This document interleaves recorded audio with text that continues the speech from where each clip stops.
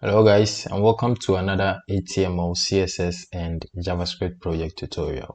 In this step-by-step tutorial, I'm going to teach you how to build and deploy a fully functioning, responsive, personal portfolio website using HTML, CSS, and JavaScript.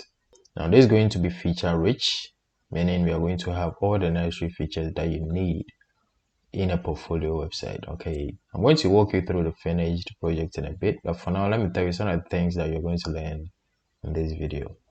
Now you're going to learn CSS variables, which is going to be very helpful when it comes to customizing our theme. Okay, you will be learning some best practices when it comes to coding in HTML, CSS, and JavaScript as well. You'll be learning the CSS flexbox and the grid system, which is going to help us easily align elements on our page. We'll be learning how to add different contact options on your website.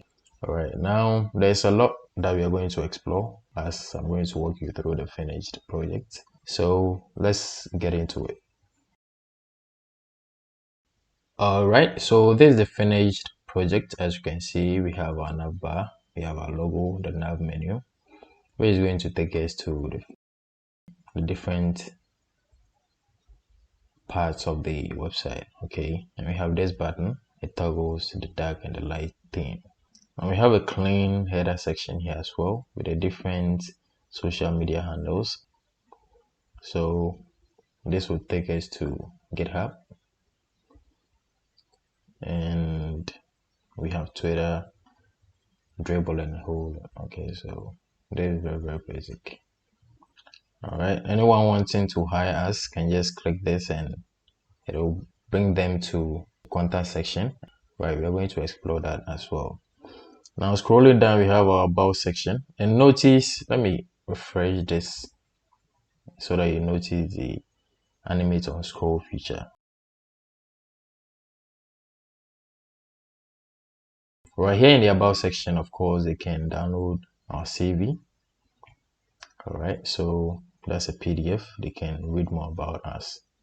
Okay, we have the services section here, which is very clean and simple. We have more details about the different services that we offer. Now here is the projects section. This is where we are going to showcase the different projects that you've worked on or that you want your clients to see. Okay, so we can of course filter, or your clients can filter the different projects. As you can see, these are all the front-end projects, and on click of this, that should take you, or that should take your client to the demo of the project or the GitHub to show the source code if that's what you want. All right, so that's for the projects section. And then we have our testimonial section. So these are some of the things that our clients say about us. We have our contact section, which is very important. You want people to easily contact you. So here we have the email option. So on click of this, the email is going to pop up on their phone or whatever device they are using. And as you can see, your email, okay, the recipient, that's going to be you. Your email is going to be populated directly. They can enter their subject and the body and then send you an email. We have the messenger option. So on click of this, they can directly chat you on Facebook Messenger. We have the WhatsApp option as well. So on click of this, WhatsApp on their phone or on their laptop, whatever device they are using, should pop up so that they can directly chat you. And when your clients are on their phone, they can directly click this and then phone you if that's something you want. Also, they can send you a direct message. Okay, so for example, that is going to be my name, my email,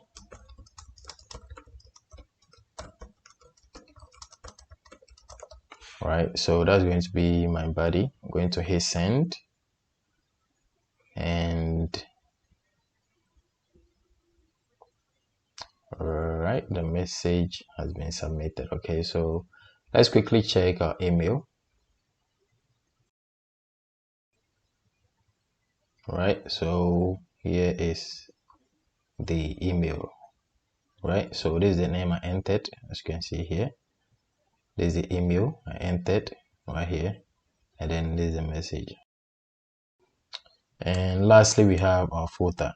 Now I'm going to go back to the top so that we can see how this website looks on the dark theme.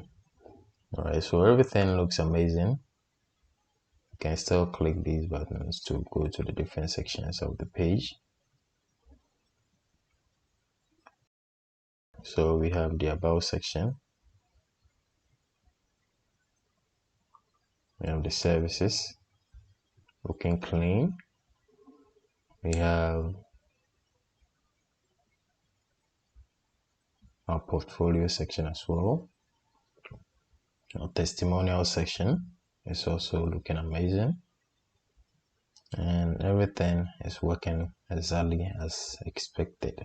Now, one good thing about the theme is that we are going to make it persist to local storage. Okay, so whenever our visitors come back to the website, the last theme that they chose is going to persist. Okay, so this is it. This is what we are going to create. Now let's see how this is going to look on mobile devices.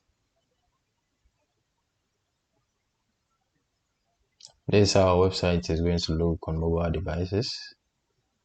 We have this cool drop down effect for a nav menu, which I'm going to show you how to create. Okay, we're going to create it using CSS. All right, so everything is looking amazing. As you can see, our toggle is working in the services section. Everything in the project section looks great. We have a very nice testimonial section as well. Our contact section is looking amazing.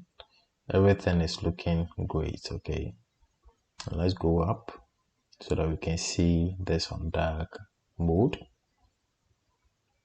Right, everything is looking amazing.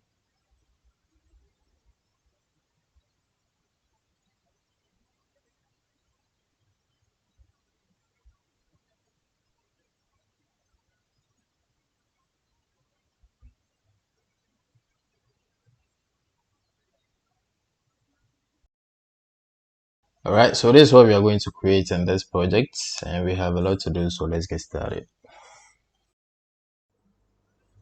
Let's go ahead and set up our hosting and domain name. And having used or having worked with many hosting providers, the one that I always recommend for everyone is Hostinga. Now, in the description of this video, you are going to find a link that's probably the first link that's going to bring you to this page. And that's an affiliate link that's going to give you the best deal for your hosting purchase. Okay, so go ahead and then click that link. That's going to bring you to this page. And if you visit this page and the design is a little different, that's because it changes from time to time, right? So this Hostinga, let's go ahead and then check out some of the hosting web hosting packages that they have. And right here is their premium shared hosting. Okay, so for only $2.80 per month, you are going to have, or you are going to be able to host 100 websites. They give you 100 gigabytes of SSD storage, as you can see here. Free weekly backups. They give you free domain name. How cool is that? For most of the hosting providers, you actually buy the domain name separately. Okay, here they give you a free domain name and a free email as well. So they give you a bunch of other stuff that are very cool and very helpful as well. Right, so this is a perfect deal for me. I'm going to go ahead and then click add to carts, and as I said, make sure you use the link in the description to get the best deal on Hostinga. All right, so this is very affordable, so I'm going to go ahead and then use the 48 months. Okay, and that's going to give me the best deal. And right here, I'm going to go ahead and then enter my email. Right, so that's my email. I'm going to use PayPal. As you can see, my total is $133. Okay, now I have a coupon for you. Okay, and this is the best coupon on Hostinga. Go ahead and enter the coupon code EGATOR. Okay, that's right here. Enter that, and apply and see what you get. You get 10% discount. So that is a very cool deal, and this is a very reliable hosting. That is why I went ahead and then got you this very important deal. All right, so we are going to go ahead and submit our secure payment. All right, so after the payment, make sure you check out your email to finish up everything, confirm your email and all that. And right here, I'm going to go ahead and then log in. So right here, I just logged in, and I'm going to go ahead. As I said, they give you a free domain name, so you can go ahead and then claim the domain, okay, which is really cool. On most platforms or with most hosting providers, you actually have to buy the domain name separately, which will cost you probably $10 or more, right? So the domain name I'm going to buy is Dummy EGATOR, and I'm going to use the .com. Okay, so let me quickly check if this is actually available, and it is. Okay, so let's go ahead. As you can see here, that would cost me $14, but here they are giving it for me. They're giving it to me for free, which is really cool. Let's go ahead and then claim this domain name. Yeah, I forgot to mention, but they give us a free SSL as well, so let's go ahead and install that. Yep.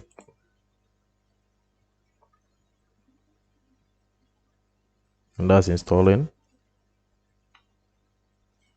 and that's going to make sure every traffic on the website is secure. All right, so now let's proceed to work on the project.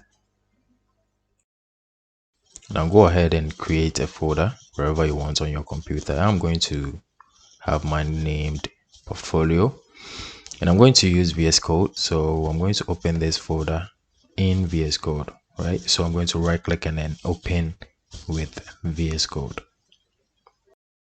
We are here. Now we need an HTML file, a CSS file, and a JavaScript file, right? So let's create a file. First, our HTML file, and name it index.html, right? We need a style sheet file or a CSS file. I'm going to call my style.css. You can name it index.css or whatever you want, okay? That's up to you.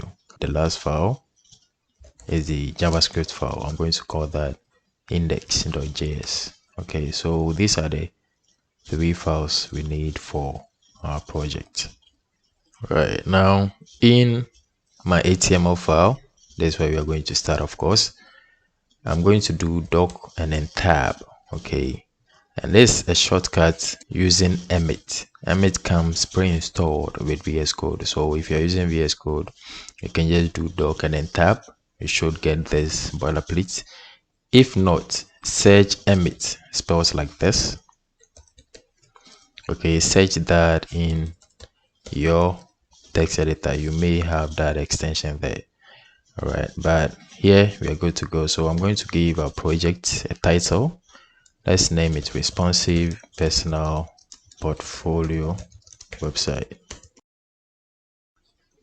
with an extension called Preview on Web Server. It works similar to this, which is Live Server. It works very similar, but I prefer Preview on Web Server. And this is going to preview our project in our default browser. Okay, so I'm going to right click in the HTML file and then launch on browser. Okay, so whenever we make any changes here and then we save, we are going to have a hot reload in our browser. Okay, we don't have to manually go to our browser and then reload ourselves, right? So this should open in a second. Yep, and it's live. Okay, perfect. All right, now I'm going to bring in some assets, some images, and some documents that we will need for this project. I'm going to copy them inside our folder, and these are just, as I said, images, okay, and a PDF file. I'm going to leave a link for these assets, which is going to be free, of course. All right, now let's have our favor icon. Okay, looking at the finished project, I have that open here. We are going to be making some reference here, so you can see we have a favor icon here. Let's have that in our current project as well. So before my title here, I'm going to have a link, and the rel is going to point to assets and then our logo.png. Right, let's give it a type, image/png, and the rel is going to be icon. Okay, so we save this, come back to our projects, and we have our favor icon, which is the logo we have in our assets. Let me show you real quick. So we have logo.png right here. There's it. Okay, so we are good to go, and we are going to start with our navbar. All right, now our navbar is going to be inside a nav tag, which is an HTML5 semantic tag. And in here, let's have a div that wraps around every element in the nav. Okay, I'm going to give that a class of container, and this container class is, come on, container. This container class is going to be a general class. Some sections of the page is going to have the same class. Okay, and let's give it another class of nav __ container. And this is the BEM way of naming classes. Okay, block element modifier, BEM. You can research that and then read more about it. Okay, now this nav __ container is specific to this navbar. So let's hit tab, and we have this. In here, we're going to have our logo. Let's actually give this a class of nav __ logo, and it is going to refresh the page. So let's point that to this same file. In it, we are going to have our image. A sibling of this is going to be the nav __ menu, which is an added list. And lastly, we are going to have a div with a class of nav __ buttons. Let's work in the anchor tag. We are going to have our logo in here. So img tab. Let's get the logo.png again. You can give it an alt. Let's say navbar logo. In our UL, let's have our LIs, list items. And in each list item, we are going to have a link. The first one should bring us to the top of the page, and it is going to say home. I'm going to duplicate this a few times. So with Shift Alt and then the down arrow, I'm going to have 4 more duplicates. Okay. The second one should take us to the about section of this page. It's going to say about, and make sure you have this as the href. Okay. We are going to have an ID on the section for the about. Okay. And with this, whenever we click on this link, it is going to take us to the section with that ID, right? It's going to make more sense when we get to that section. Okay, so the next one is going to be our services. So it's going to say services. We are going to have projects. So project, and finally contact.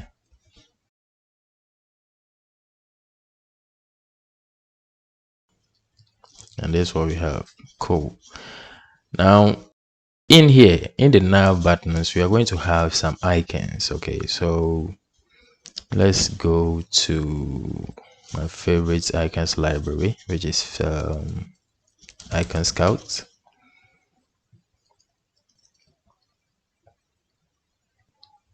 I'm going to use the unicons, and we are going to use the CDN. So I'll just come down here, then copy this link, come back to my HTML. I'm going to leave a comment here, then paste this, the link that we just copied. Come back to Icon Scout and explore the library. Okay, now the first icon that we need is the bars. Okay, we have that. Copy, come back to the project, and I'm going to put that inside the button tag with a class of Nav Toggle Open. Paste that in. I'm going to duplicate this twice. The second one is going to be close, and let me show you real quick what that is. If you go to the mobile view, you can see we have the bars. Okay, and let me save the project so that you see. So as you can see, there's the icon we just copied, right? And on desktops, they are not going to do anything. They're actually going to be hidden using CSS, but on smaller screens, we are going to have it. Okay, now the two other icons are going to be, let's have the close icon. Yep, this right here, copy. Okay, so I should change this to be the multiply. And finally, we should have an icon for, let's have an icon for our theme toggle. Okay, so the first one is going to be that theme toggle icon. So let's actually change the class for that. I'm going to call that nav theme btn. There's going to be the open and there's going to be the close. So I hope that makes sense, guys. So when we come back to our project, we have our theme button or our theme icon. We have the open and the close, and that's it for our Navbar HTML. I hope everything made sense. Okay, so what we have to do is to style this navbar. But before that, we should make sure our CSS file is linked to this HTML file. And with Emmet, I can just do link and then tab, right? And just get the start.css. So that's our CSS file. Okay, so we have the HTML for nav done. Let's head to the CSS, and I'm actually going to put this side by side so that you see everything happen live. Okay, now the first thing, you can see that we have some default styles with the elements, right? The links have some underlines, we have some bullets with the list items, we have some borders for the buttons, some default background colors and all that. Okay, we have some margins, you know, we have a whole lot, right? Now what I'm going to do is to zero everything out. Okay, so I'm going to target every element and then give them a margin of 0. I save, and you can see some margins are gone. Okay, now this is a padding, so I'm going to target that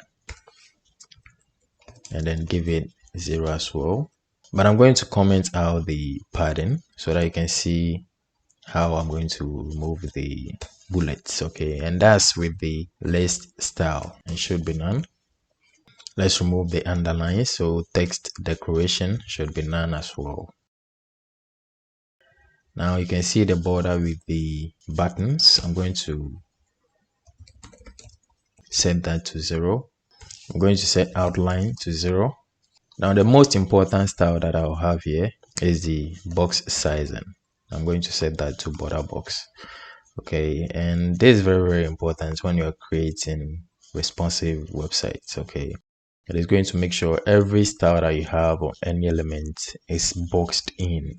I hope that makes sense. So let's say I have a box here and I give it a width of, let's say, 100 pixels or 100 rems, and I give that same box some padding. I want to make sure that padding is included in the fixed width that I gave it. Okay, so this is very helpful when it comes to building responsive websites. It's going to make sure your elements don't overflow. So that's it. And as I said earlier, we are going to use CSS variables. Okay, so I'm going to have some root CSS variables here. First, I'm going to have a container with LG. Okay, I'm going to set that to 80%. And this is going to be the container, the width of our general container class. Okay, I told you here that we are going to have this class on some or almost all the sections are going to have that class. So I'm having this variable here so that this is consistent. Okay, that's it. I'm going to actually duplicate this one more time, and this is going to be SM. So on smaller devices, this should be, I don't know, 94%. So on smaller devices, the width of the container, I'm going to change it using media queries. Now let's have some variables for our radius. Okay, So some elements are going to have a radius, that's a border radius of 2 rem. So radius 2, that's going to be 1.2 rem. Let me duplicate this. So you have 3 to be 0.8 rem. We have radius 4, 0.5 rem. And then lastly, radius 5, 0.3 rem. Okay, so the border radius for some elements are going to be border radius 1, some are going to be border radius 3, others are going to be border radius 2 and all that. Okay, so that's it. Right, now of course these are not going to change anything on the page, but it's important. Okay, we need to have them before we can proceed.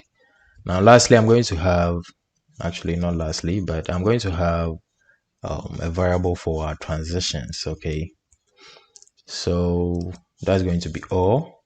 So this is going to be on any property that's been changed.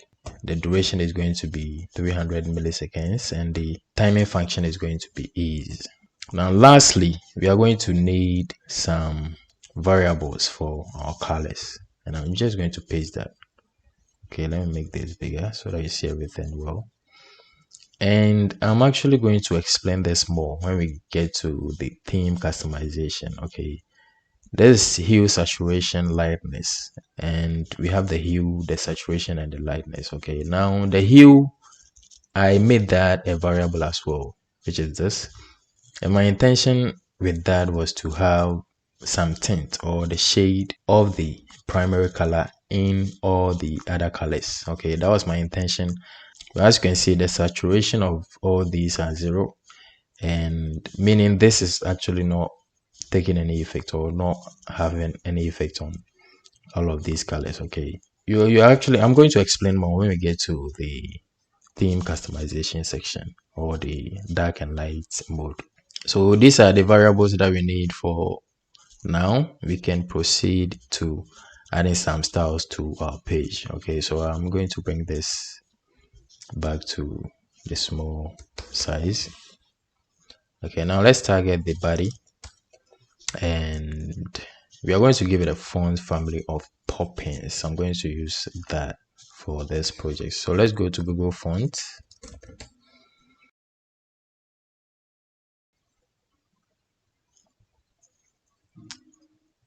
Okay, so we can search Poppins and then get that real quick.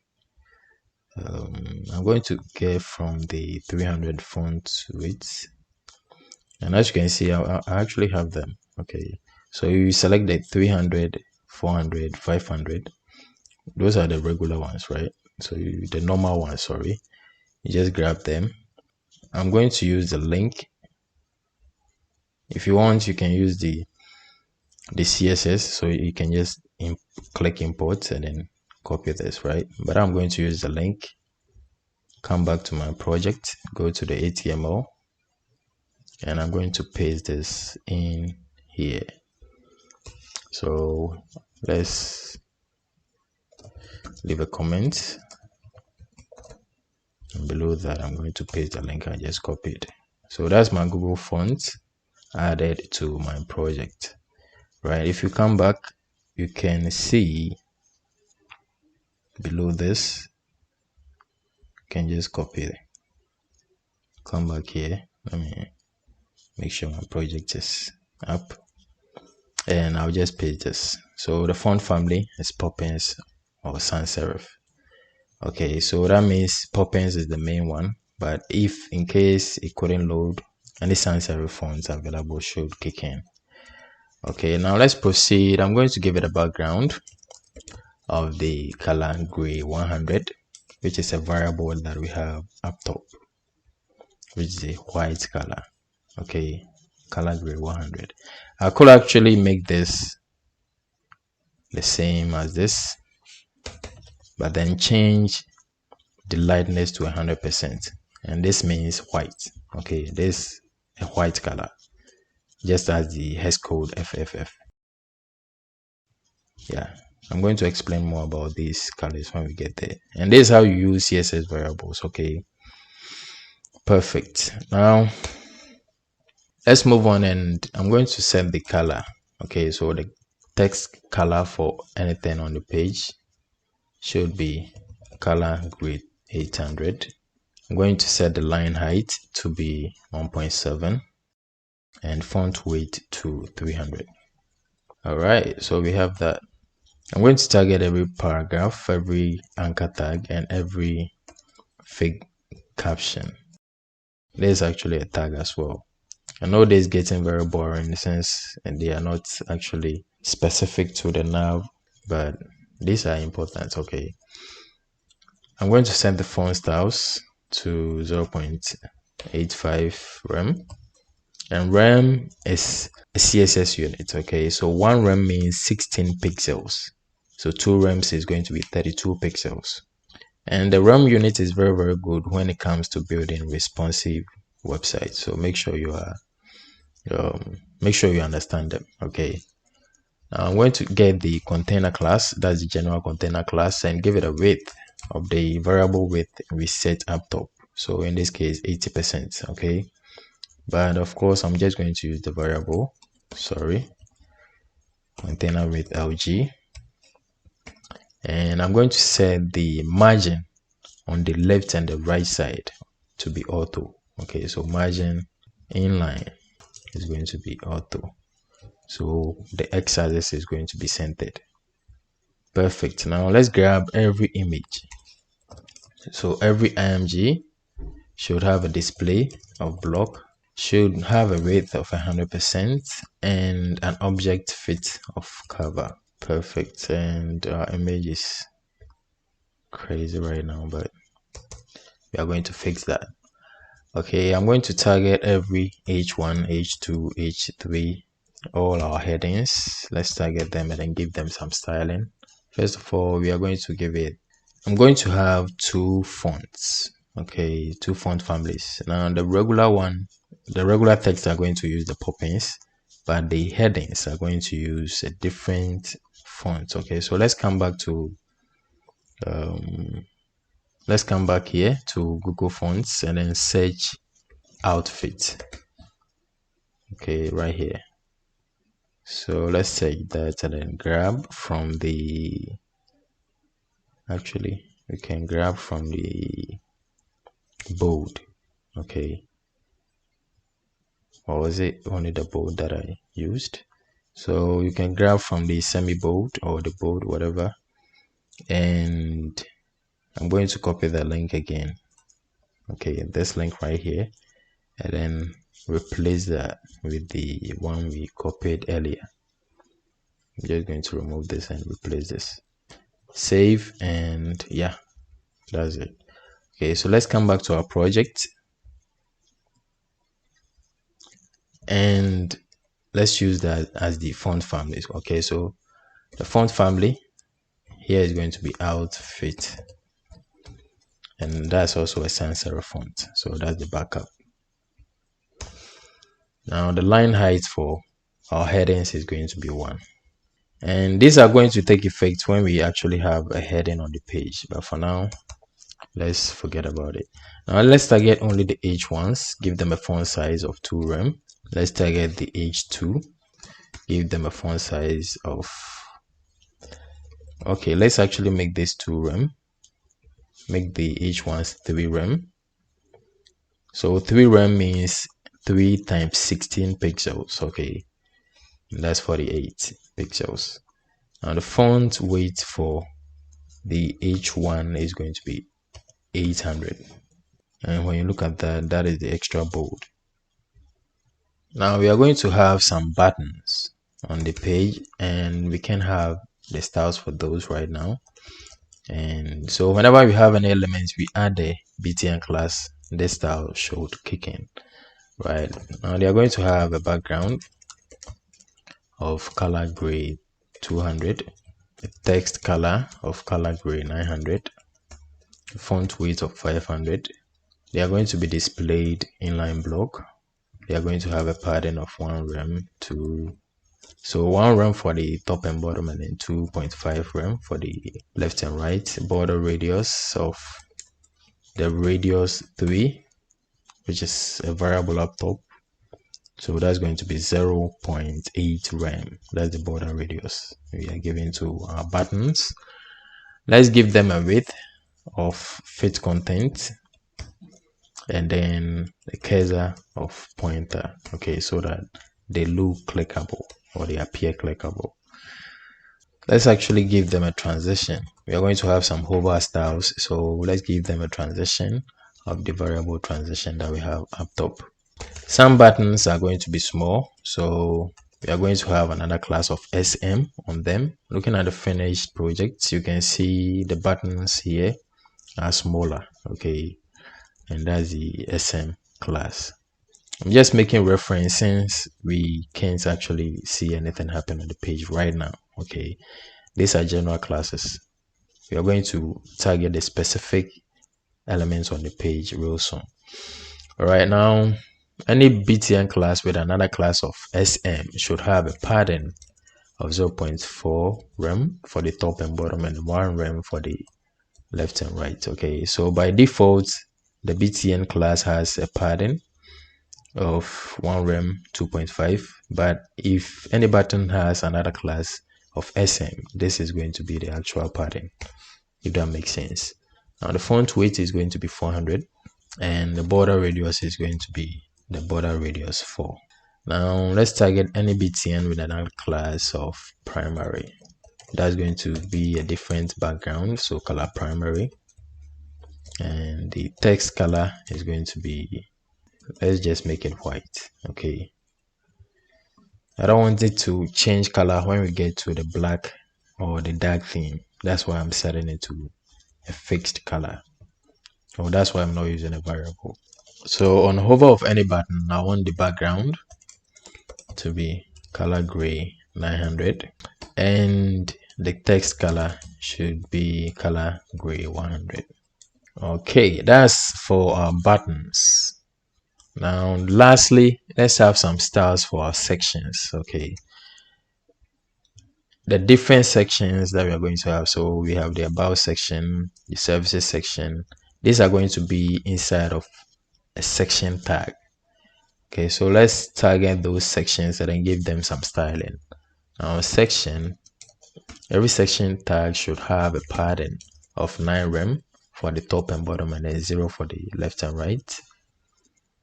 And every section with a direct H1 tag or a heading 1 tag, and every section with a direct paragraph tag should have a width of 50% and a text align to the center. Also, let's give them a margin inline or a margin on the x-axis to be auto. Now I'm going to target this specifically and give it a margin bottom of 0.5 rem. And also I'm going to target every section nth child, every odd section. Okay, and by odd I mean the first one, you know, odd numbers, right? 1 is an odd number, 3 is an odd number, 5 is an odd number. So the first section is this about section. Okay, this is actually a header, right? We used a header tag for this. So this is our first section, and we are going to give it a different color. Okay, now the second one is an even number, so it doesn't count. And then the third one should have a different background as well, which matches with the first one, and it goes on like that. Okay, so here we are just going to change the color, so the background to be color gray 200, which is a little darker than the even ones. Okay, I hope that makes sense. And now we are done with the general styles. Okay, we are done with the general styles. So let's target our nav bar right away. So nav, let me actually have some, and that's inside the nav tag for now, I'm just going to leave that and then target the nav container itself. Okay, I want to get rid of this large image. Okay, not actually get rid, but just make it smaller. Okay, so that is a class of nav underscore container, and we are going to display that to be flex. We save, and now we have it. Okay, it's smaller. Let's actually justify content to be space between. All right, now let's get back to our nav tag and give it a background of color nav bg. Okay, and that's a variable up top. I think that's white with some transparency. Let me show you that real quick. Color nav bg right here. Okay, so that's white. As you can see, the lightness is 100%. That means it's white, and it has an alpha of 0.4, so it's kind of transparent. Okay, let's get down here and continue. All right, I'm going to give it a border bottom of 1 pixel solid and color gray 300. I'm going to display grid, place items to the center, and what that is going to do is place the direct child, which is the container. Okay, the nav container is a direct child of the nav. It's going to put that right in the middle. So if we give our nav a height of 3.8 rem, I'm actually going to give this a position of fixed so that it's always visible on the screen or on the page. Give it a top of 0 and a left of 0. Give it a width of 100 viewport width, and that means it should span the whole width of the browser. Okay, give it a backdrop filter of blur and then 15 pixels, and that's going to blur everything beneath it. Okay, since the background has some transparency, anything beneath this should be blurred. All right, and this is not compatible with every browser, so we are going to have some browser compatibility this and here. So backdrop, let me actually just duplicate this. Let's have WebKit. We are going to have Moz. Let's have Opera, so Opera Mini, and lastly let's have MS. Okay, right, so now it should work for every browser that we open this project on or visit our website on. I'm going to give it a z-index of 10 so that it sits on top of everything on the page. Okay, so that's for our nav tag. Let's proceed and then get the logo. So nav logo,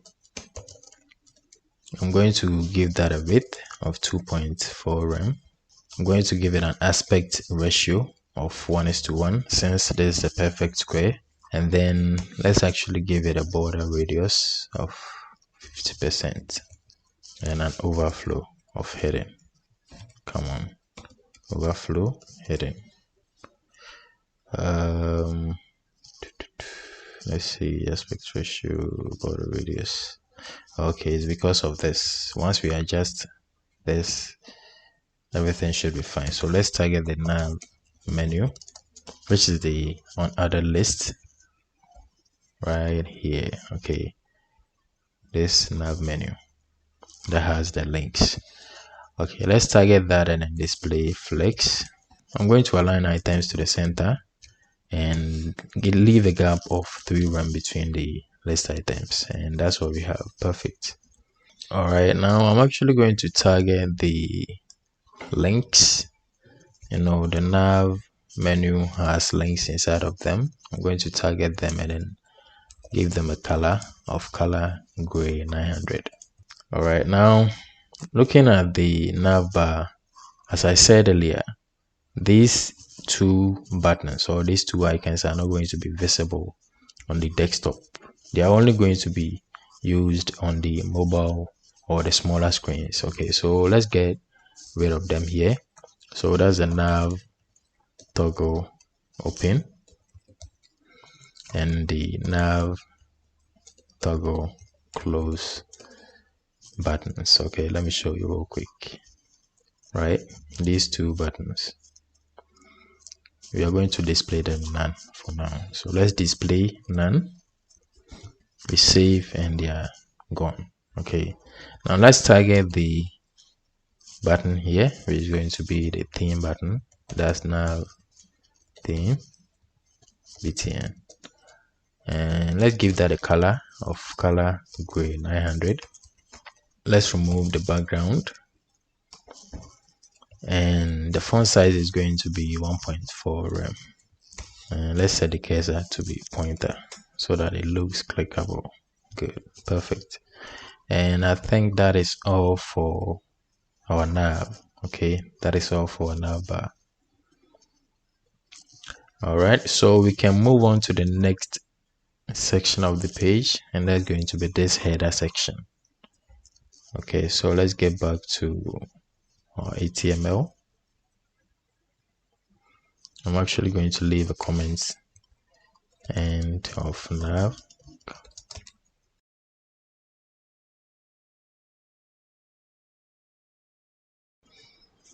This is going to be inside the header tag, and let's have the general container class and another class of header container. First, you're going to have the image. Let's put that inside an article tag. I'm going to give that a class of header underscore image. Next to that, I'm going to have the contents, so the text and everything. I'm going to put that inside an article tag as well, and then give that a class of header content. And lastly, I'm going to have the socials inside an added list. I'm going to call that header socials. Okay, now the first one, as I said, is going to have the header image. So let's go into assets. I'm actually going to put this inside a div. So let's go into assets and get the header image. So header.jpg. Now inside our header content, and that's going to have the h1, the paragraph, you know, these stuff. Okay, and the buttons and all that. Okay, so I'm actually going to copy some of these. Let me copy this. Now the first is going to be an h4, and that's going to say hi, and a span. Okay, I'm going to have a span. Since this, I'm going to change the color of this, the name. That's why I'm putting that in a span. Jane Dramani and Owl. Okay, so that's the end of the h4. I'm going to have an h1. That's going to say get your business. I'm going to have a break online the right way. I just want this to move on to the next line. That's why I have the break tag. And below that, I'm going to have a paragraph with what I just copied from the finished project right here. Now below the paragraph, I'm going to have these buttons. So let's have a div header CTA. That's going to have our first link, which is going to go to the contact section. Sorry, contact. And that's going to say hire me. Now let's give this our class. Okay, so it's going to have the btn class. So we save, come back, and you should see the style for the button. Okay, remember we had some styles for buttons right here. Okay, so these are the styles taking effect, right, as you can see here. Now it should actually have another class of primary. So let's get back to the HTML. So it has the btn. It should have a primary class as well. You come back and now it is red. Okay, perfect. We should duplicate this. The buttons are 2, so shift alt and then the down arrow. And the next one is going to be, or is going to say portfolio, and that's not going to have the primary. And this should actually take us to the project section. We save, and this is what we have. Okay, Nice. Now let's work on the header socials. Let's have our list items. The first one is going to go to Twitter. So https twitter.com/your handle, your Twitter handle. Now I'm going to give this a target of _blank so that it opens in a new tab. And let's search for a Twitter icon. Yep, I think this is what I used. I'm not sure. Looking at the finished, yeah, that's what I used. Okay, so I'll just copy that and then paste it inside the anchor tag. I'm going to duplicate this 3 more times. So we have Twitter, we have GitHub, we have what's linked in, and lastly we have Dribble. Okay, so let's quickly search those. So we have what? GitHub, and this is what I used. So I'll just copy that, come back to our project and replace this icon with it. Next we have LinkedIn. Yep, this is the one. Copy, come back, paste, and lastly we have Dribble. Yep, and then paste. Okay, and that should be the markup for,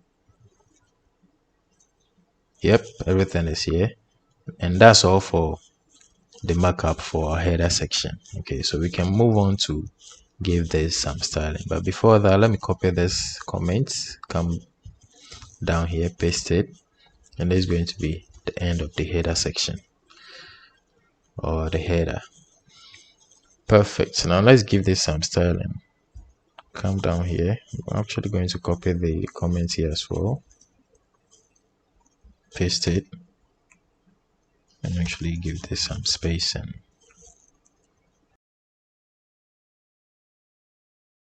Now our image is too big, so let's resize that real quick. Let's actually work on the image first completely. Okay, so of course I'm going to have my header.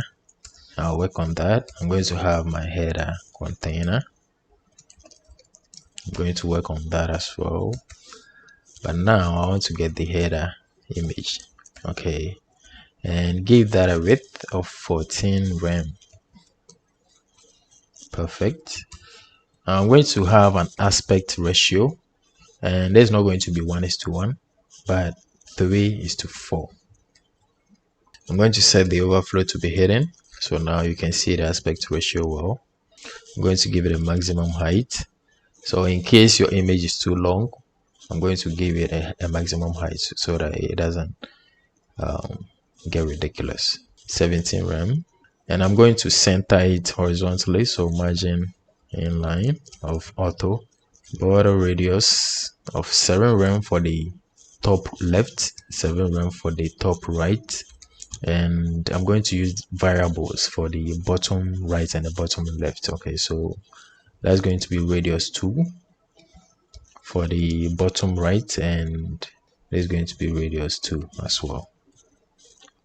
Okay, so we have it just like in the finished project. All right, now let's get back here to the header and display that to be grid, just so we can place items to the center. Okay, so the direct child, which is going to be the header container, is going to be placed right in the middle. Now the main height is going to be 100 viewport height, and that should be okay. So now let's target the header container and give it a margin top of 3 rem. Perfect. And position it relative.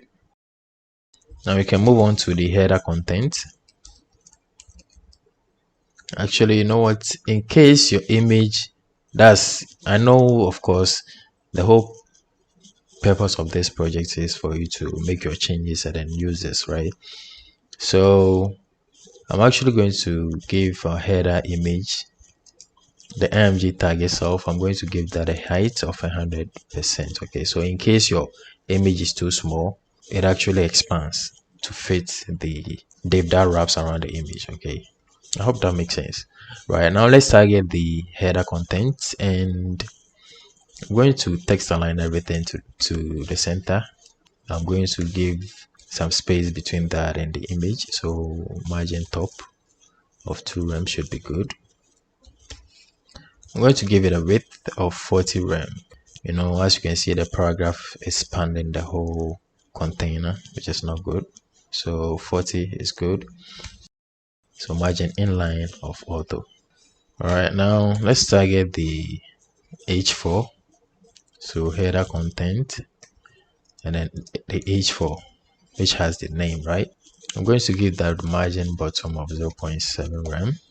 Now I'm going to target the span, which actually has the name. So the span, I'm going to give that a color of the primary color. So it's going to be red. As you can see, it is. Now let's target the paragraph. So header content and the p tag. Let's give that a margin of 0.8 for the top, 0 for the left and right, and then 2 rem for the bottom. Perfect. Now let's target the header CTA. That's the call to action buttons. Okay, so the div that wraps around these two buttons. We are going to display flex, give a gap of 1.2 rem between them, align items to the center, and justify content to the center. We save, and we have this. Perfect. All right, now I want to grab the header socials and then bring it here, and also give the links some styling. Okay, so let's target the header socials and position that to be absolute. Okay, now it is going to be from the bottom 0 and from the right 0, so it should be exactly where we want it. Perfect. And you may ask, why is it not right here? And that is because of the container. Okay, we gave our container a position of relative.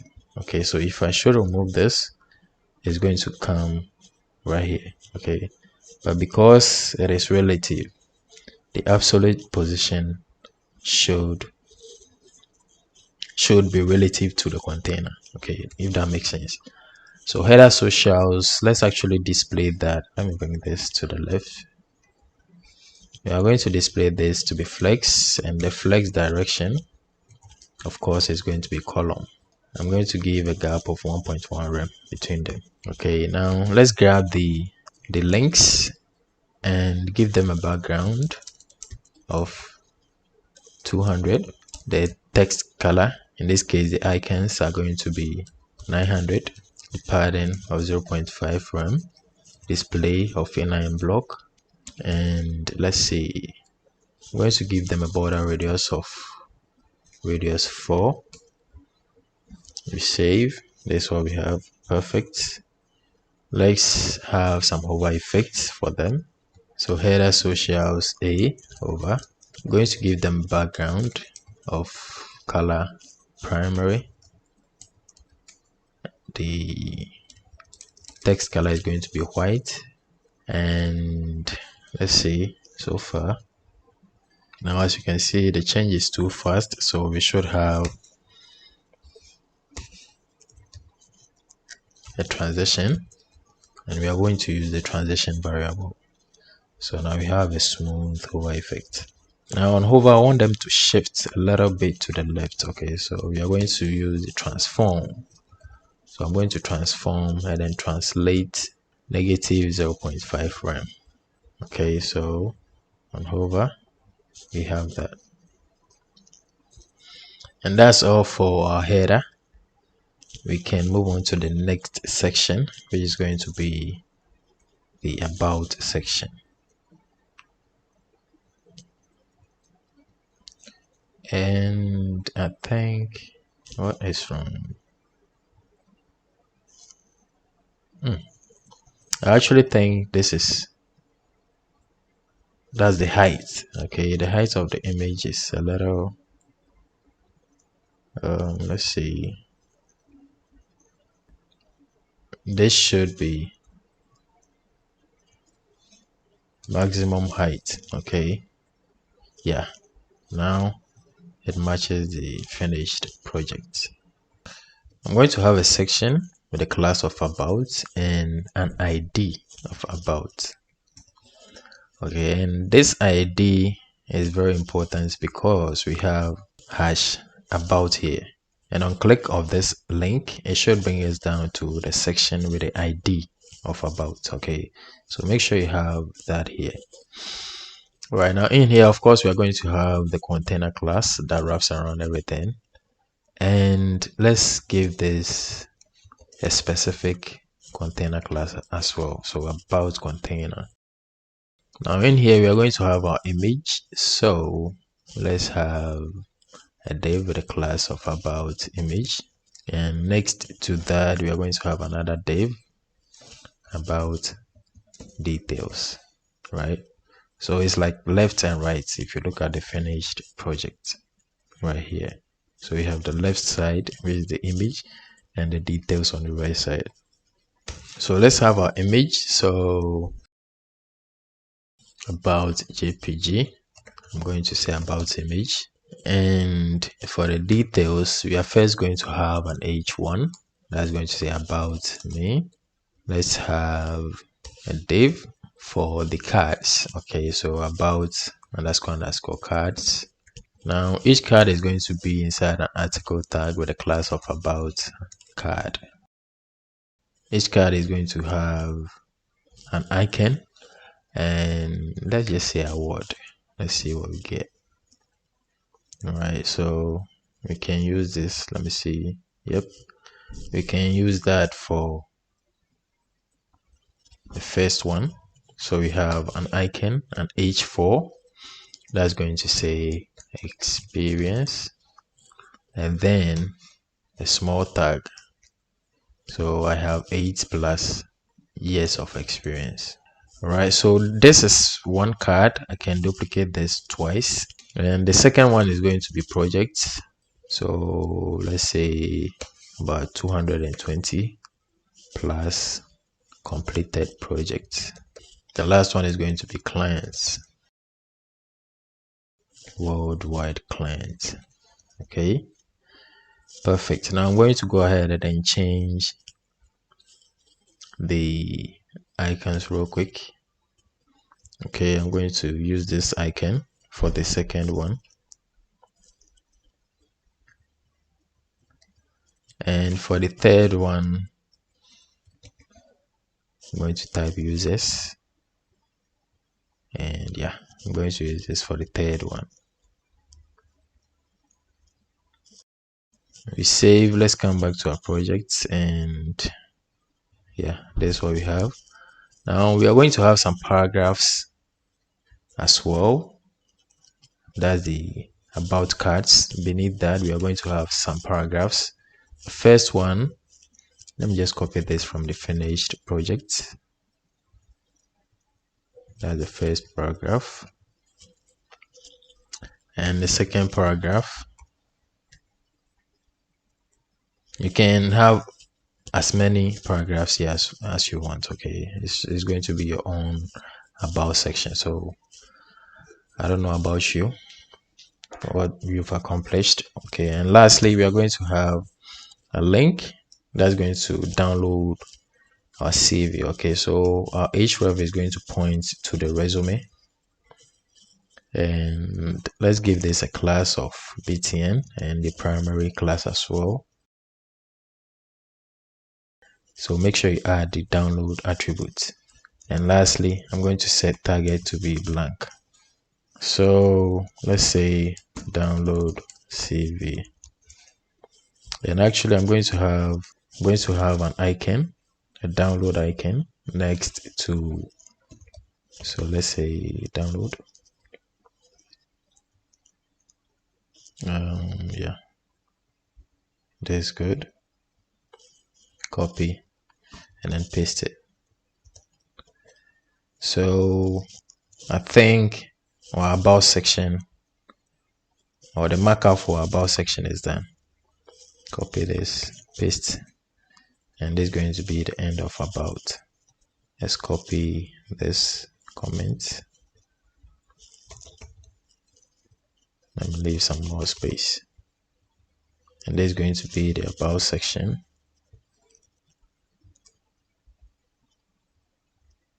Perfect. And of course, our button is already styled. We can even click and download our CV, as you can see. Okay, so let's start the rest of the about section real quick. And of course, this H1 is also styled. If you can remember, we had some styles for our general headings, okay, and specifically for our H1 we had these styles as well. So some of our elements are already styled, which is really good. I'm going to grab the about container directly and give that a display of grid. I'm going to give it a grid templates columns of 2FR for the image side and 3FR for the content side. Now a gap of 7 rem should be good. Okay, some space between them. Beautiful. All right, now let's target the image. So about image, and give that a border or the div that wraps around the image rather. Okay, so about image, it's a div that wraps around the image itself. Let's give that a border of 1 rem solid, and let's do color gray 100. Okay, we have that. Let's give that a height of fit content. Let's actually give that a maximum height. Okay, and I'm going to set overflow to be hidden. Now let's grab the, let's see, yeah, let's grab the cards. So about cards, we are going to display that to be grid. The grid template columns is going to be 3 times 1FR. Let's have a gap of 2 rem between the individual cards. Wait a minute. Display grid template columns. Repeat. Okay, so we are going to repeat 3 times 1FR. Let me bring this to this side. All right, now I'm going to give that a margin of 3 rem for the top, 0 for the left and right side, and 1.5 rem for the bottom. Okay, now let's target the individual cards. Give them a padding of 1 rem, border radius, the radius 2. I'm going to text align to the center and save. Let's see what we have. Now I'm going to have a hover effect, so I can just go ahead and add a transition so that we have a smooth hover effect, and also give it a cursor of default. Let's have a hover effect here. So on hover, the background is going to be primary and the color is going to be white. So on hover, let me save this. On hover, you see we have the changes, but I want it to actually shift a little bit to the top. So I'm going to transform and translate on the y-axis negative 0.8 rem. Good. If that's too much, you can make it 0.5. Now let's target the small tag. So about card and then a small tag. I'm going to make the font size 0.7 rem. Make it even smaller. Yeah. And now I can target the, let me actually put that here. I'm going to target the icon. Let's give those a color of color primary, font size of 1.4 rem. Okay, let's make it a little bit bigger, and display inline block. Now let's give them a padding of 0.5 rem and a border radius of the radius 4. Good. Now on hover of the card, we want to have some styles for the icon. Okay, so let me put that here as well. So on hover of the card, I want to make some changes to the icon. The background is going to be white, primary. So we save, and now we have this. All right, now I'm going to target the h4, so about card, and the h4. I'm going to give that a margin of 1 rem for the top, 0 for the left and right, and 0.8 rem for the bottom. Right, so now we have some space. And lastly, I'm going to target the paragraph. Okay, the paragraphs under the cards. Okay, so about details, and then the paragraph, I'm going to give them a margin bottom of 0.8 rem.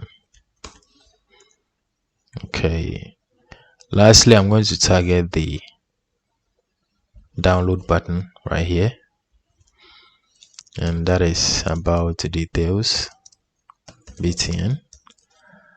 Let's give that a margin top of 2 rem to push it down a little more. Good. We're going to display flex, give a gap of 0.5 rem, and align items to the center. Right, now I'm going to increase the size of the icon in the button. Okay, so I'm going to give that a font size of 1.2 rem. Nice, and I think that's all right.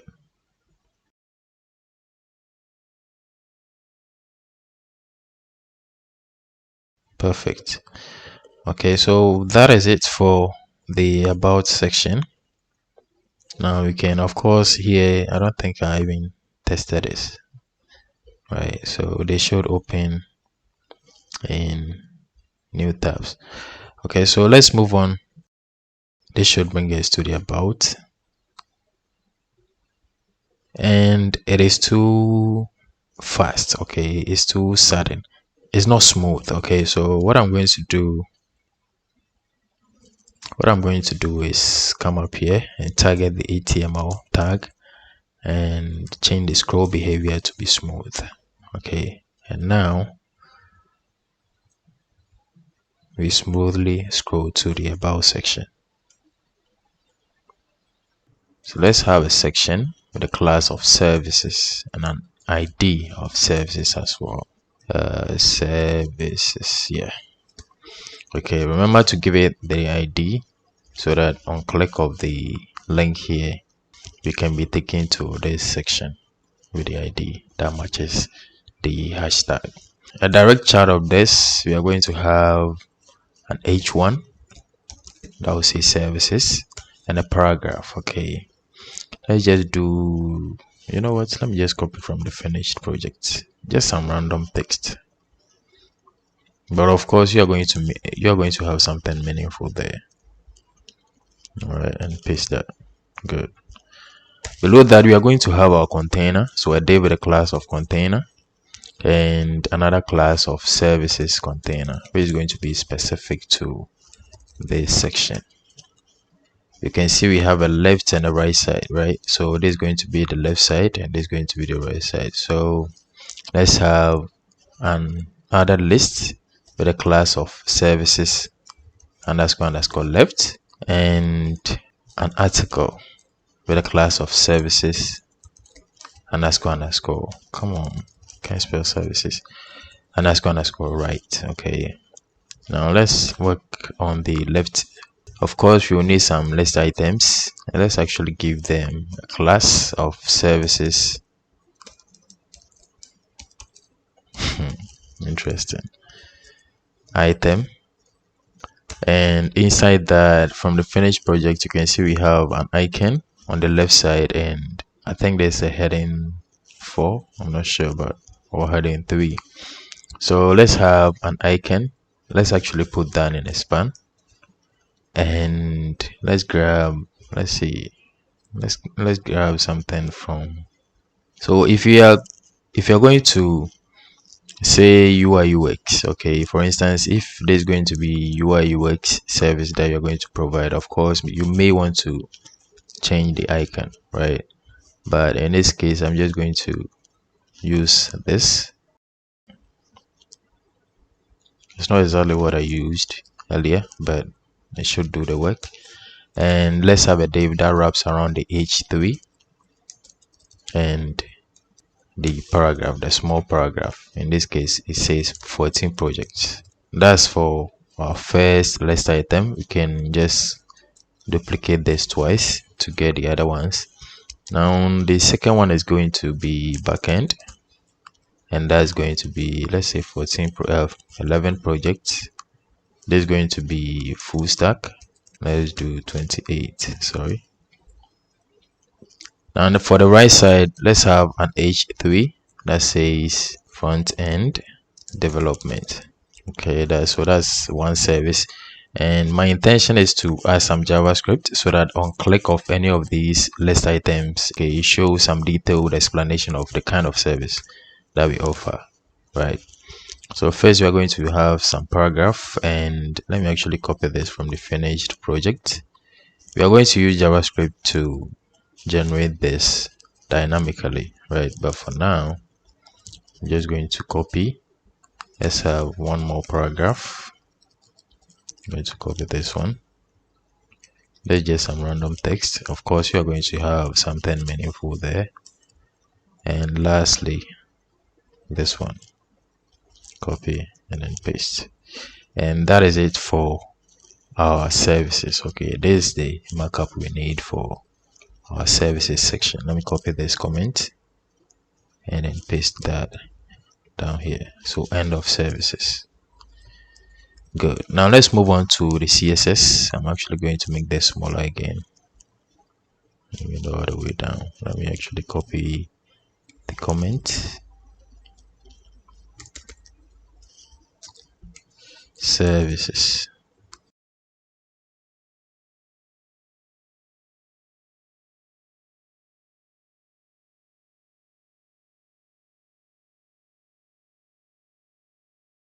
All right, I'm going to get my services container.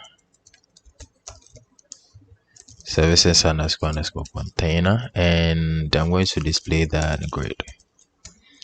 The grid template columns is going to be 1FR, 2FR.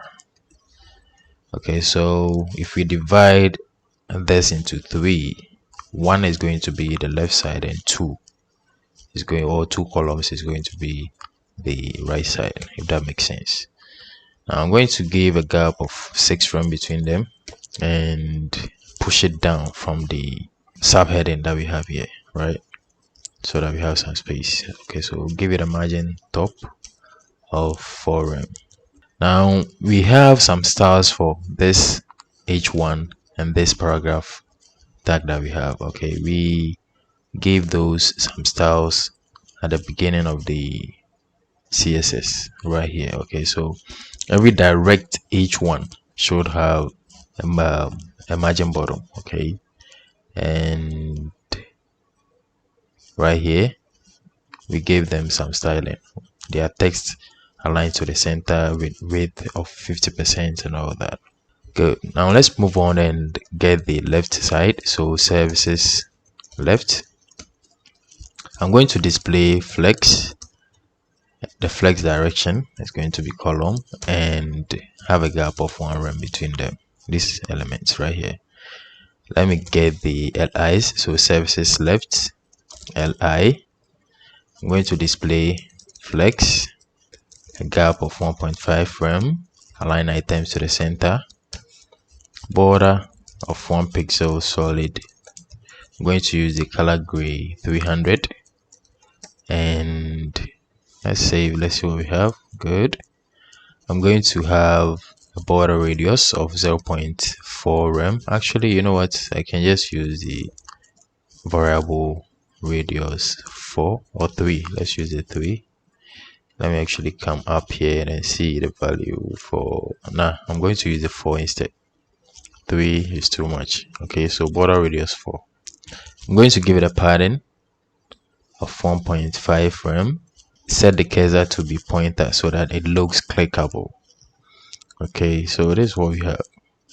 Cool.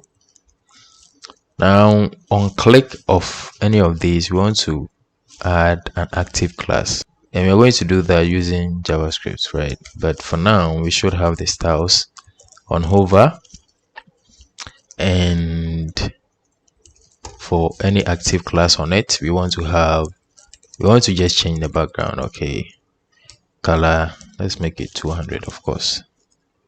So let me come back and then just add an active class on the first one, which is the front end.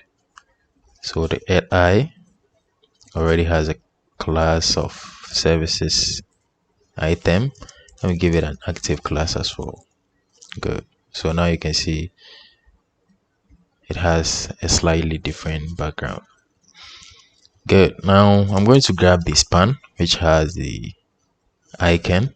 Actually, you know what, let me change the icons real quick. From the finished project, there's going to be backend, so server. Yeah, just use this one. Of course, you can use any icons you want. So come back here. The backend should have this icon, and the full stack, let's see, I'm just going to use this. Perfect. So come back, replace this, and then save. Yep, so that's it. All right, now let's get the icon or the span that wraps around the icon. So services left li span, let's give them our primary color as the background color primary. I'm going to make the icon white and give them a padding of 1 rem, border radius of 50% to make them a circle, and a font size of 1.3 rem to make them bigger. Good, perfect. Now I'm going to grab the H3 and then just have some space between that and the paragraph that's beneath it. Okay, so the H3 0.5 rem. Good, just some space. Okay, now let's move on to the let's move on to the right side. That's going to be right. Let's grab the H3, this right here. Okay, let me actually make this smaller. Let's give it a margin bottom of,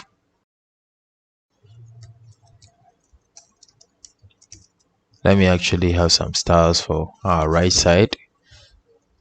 As you can see from here, you know, from the finished project, we have some border here. Okay, and then we have some space as well. So let's have that. I'm going to have a border left of 1 pixel solid and color grade 300. So we have the border,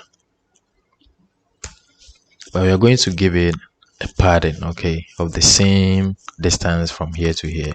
Remember, we gave it a gap of 6 rem, right? So here too, we are going to set a padding left of 6 rem.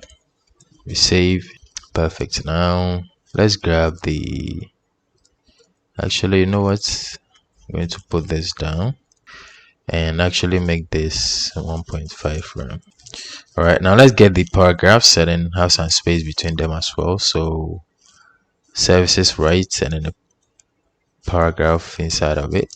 I'm going to give them a margin bottom of 0.8 rem. Okay, so that we have some space between them. These are the styles that we need for our services section. Now we can move on to actually make our click toggle work, okay, using JavaScript. Okay, so we already have our index.js. Let's get into that, and I'm actually going to bring in another JavaScript file called data.js. Okay, so I'm going to drag and then drop that in here. Let me walk you through that real quick. All right, so we have an array called services data, and then inside the array we have 3 objects, okay, each having a title, a category, and a description. The description is also an array with 3 different strings, okay, which are going to serve as different paragraphs. We are going to fetch the item and then show them depending on the category that we have. Okay, so to make this work, I'm actually going to come back here, and you know what, I'm going to change this class to be service item instead of the services item. Okay, just to make it singular. And each of these are going to have a specific class that's going to help us, or that's going to match the category, okay, here.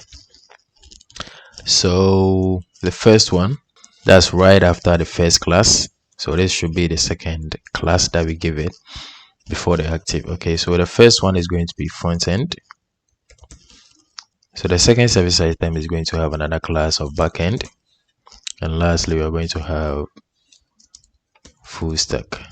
So these are the changes that we need to make in our HTML.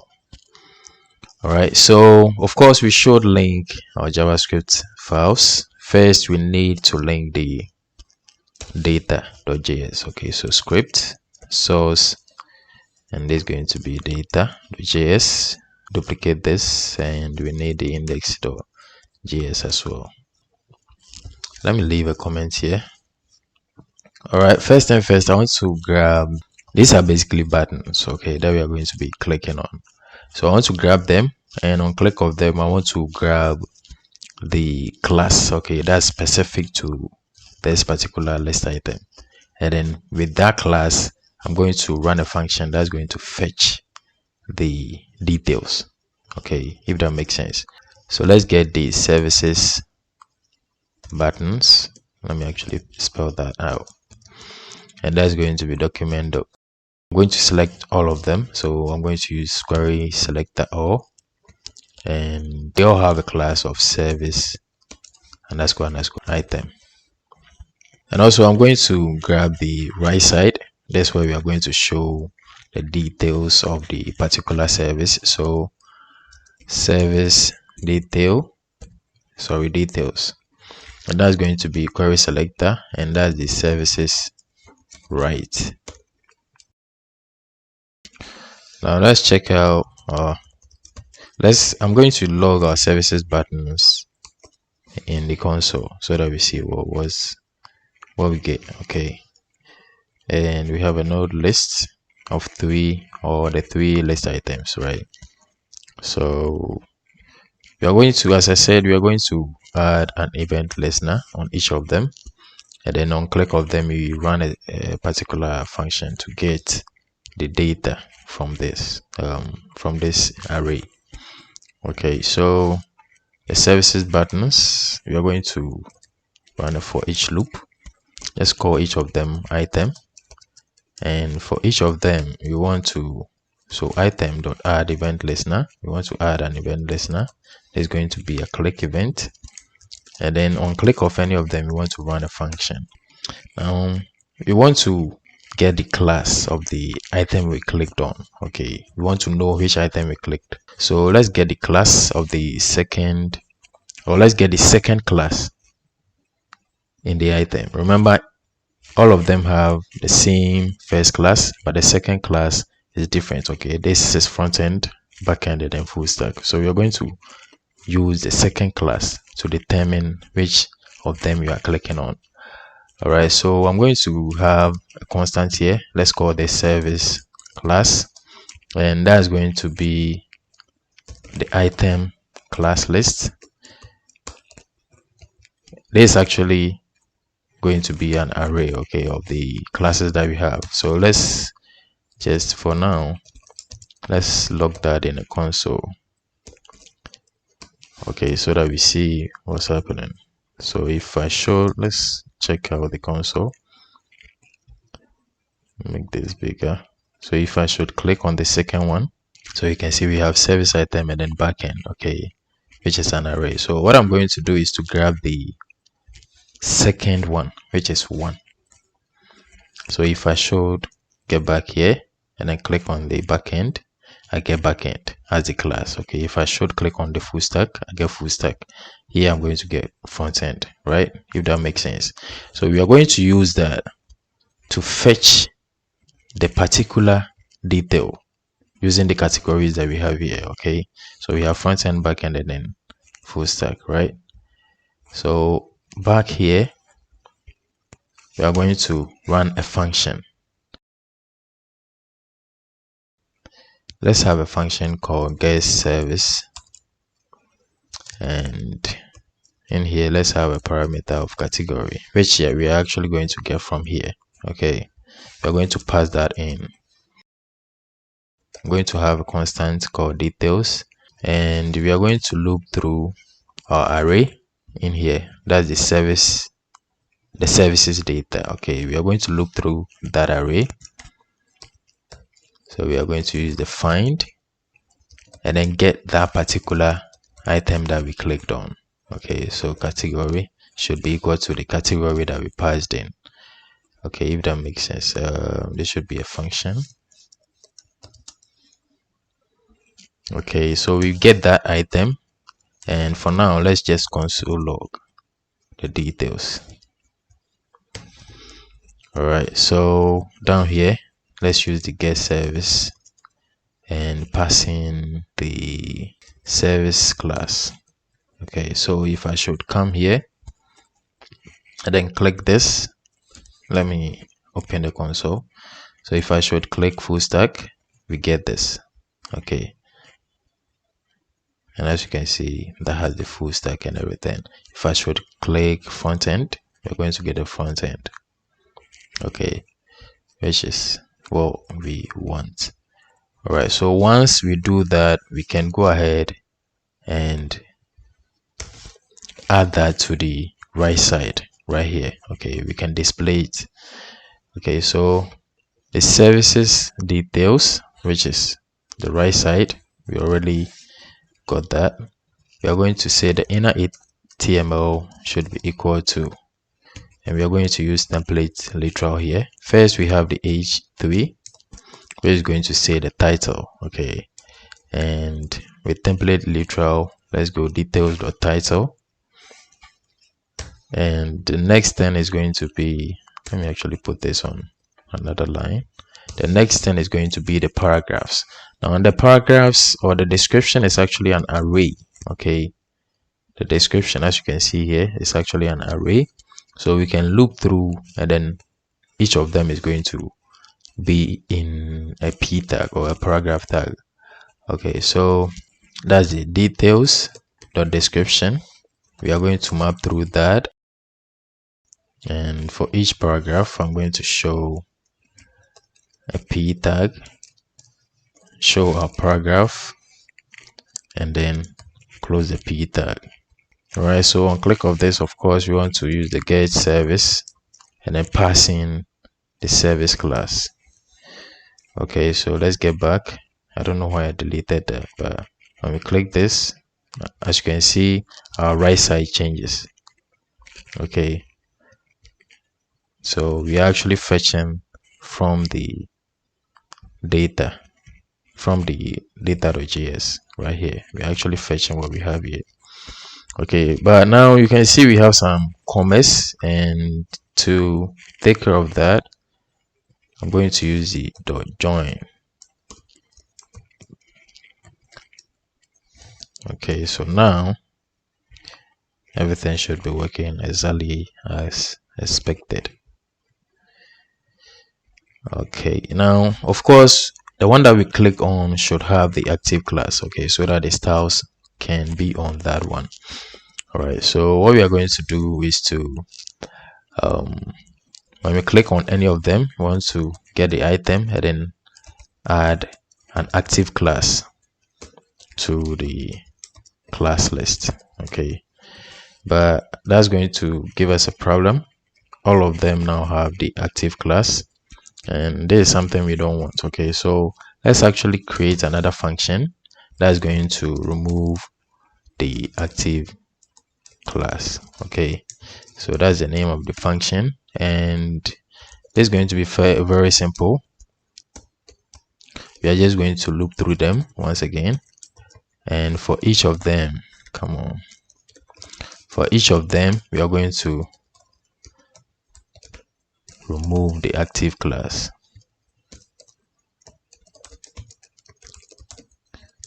Very simple. So once we click on any of them, we want to call the remove active class function before we actually do everything else. Okay, so let's save this, come back to our project, and yeah, we have it. Okay, so now we can actually remove, or we can comment this out. That's the content that we have here. That's the default one. You can comment that out, and once the project actually loads, we can say the get service function should be called, and then we'll pass in front end. Okay, so it still works exactly as before, and our active class function, or active class, also works on the elements. I don't know if I really explained that well, but yeah, I hope you understand. So we can move on to the next section, which is going to be the projects section. Okay, so let's go back here.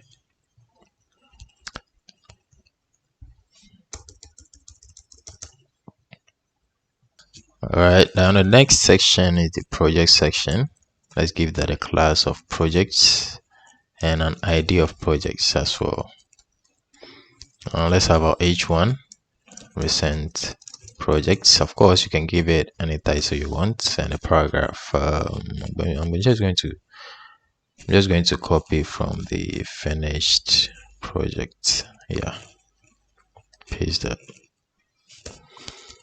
Okay, now we are going to have the buttons to toggle our projects. So let's actually put that inside an added list with a class of projects categories. We have our list items.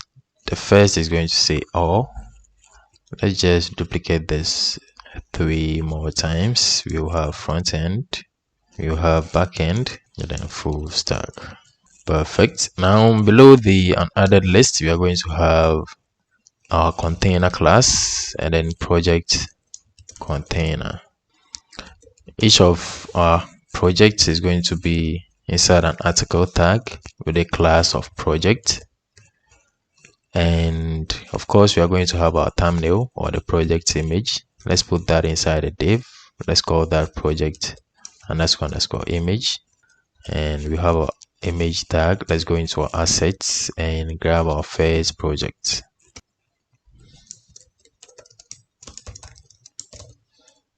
Good. All right, below the image we are going to have our title, which is going to be inside an H3. We can say project 1 title. Of course you are going to have the actual title of the project. Okay, this is going to be full stack, and below that we are going to have a paragraph that's going to have, a very short description of what the project is about. Okay, just going to copy that from here and then paste.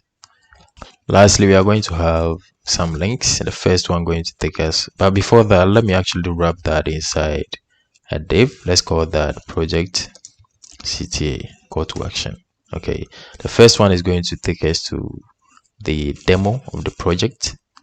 So let me actually link to my website, EGATOR.com, and let's give that the class of BTN and the SM primary class. We wrote the styles for these classes earlier, okay, in the beginning of the CSS. All right, let's actually give this a target of blank as well. So this is going to say demo. I'm going to duplicate that. The second one is not going to have the primary class, but it's going to link to the GitHub, okay, containing the source code, if that's what you want, of course. And that's going to say GitHub. All right, so that's it. Let's see what we have in the Yep. Okay, so this is what we have. I'm just going to duplicate this. That's the article. Okay, I'm going to duplicate that a few more times and then change the contents real quick, and I'll be back. And I just finished changing the content. You can see the images are different. I'm using different images for each of them, and the titles are also different. Okay, so let's see what we have. And this is it. These are actually projects that I've worked on, and I have tutorials about all of these. Okay, so you can check them out. All right, so let's head on to the CSS and then give this styling. I'm going to copy the comment, paste. It's going to be project.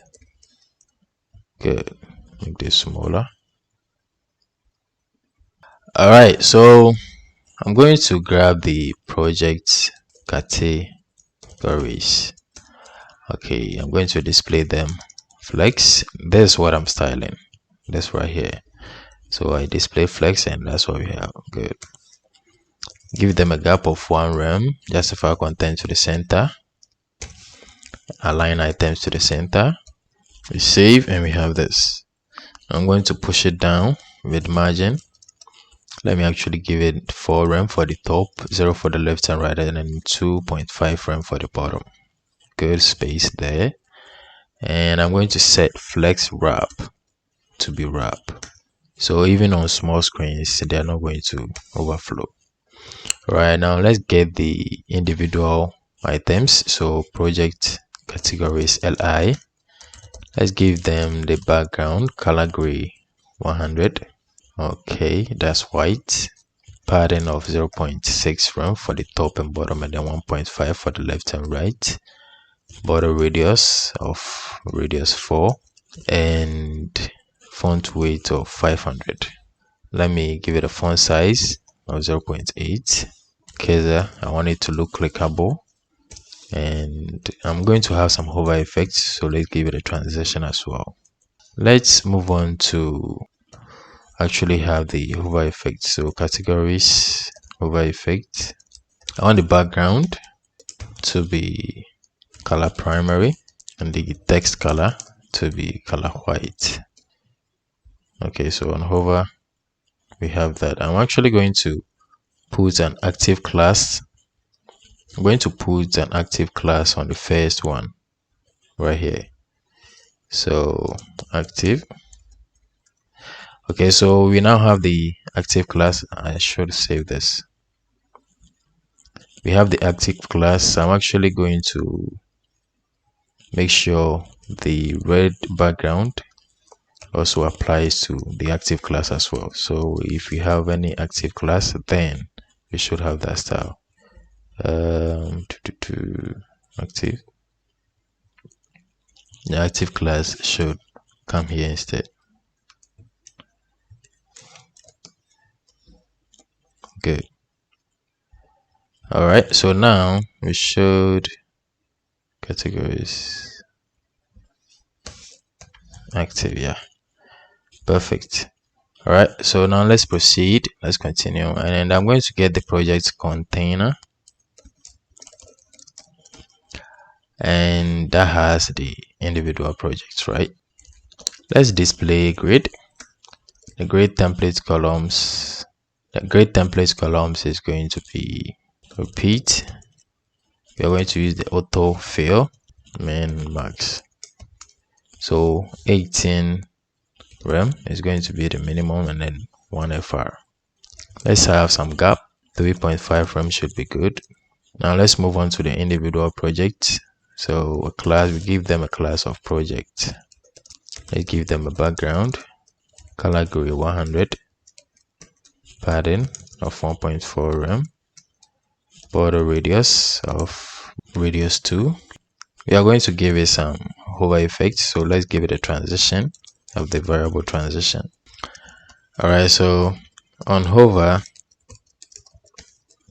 I want to give it a box shadow of 0 3 rem for the y-axis, 2 rem for the blur, and RGBA of 0.1 for the alpha.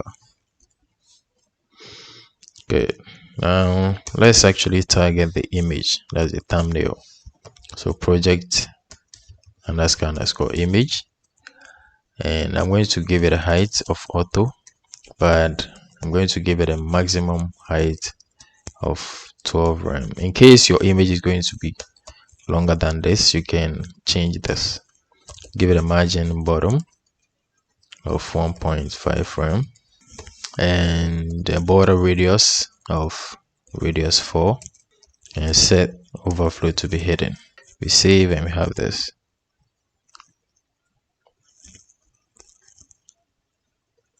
Good. All right, now let's get the paragraph. So project and the p tag, I'm going to give it a margin of 0.5 rem for the top, 0 for the left and right, and then 1.5 rem for the bottom.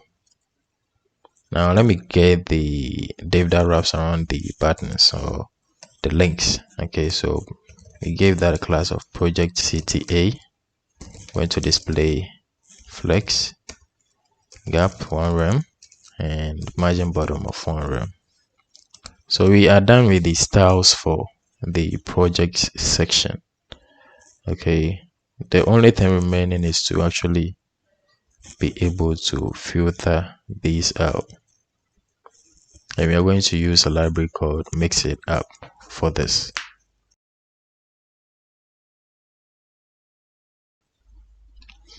And this right here is what we are going to use.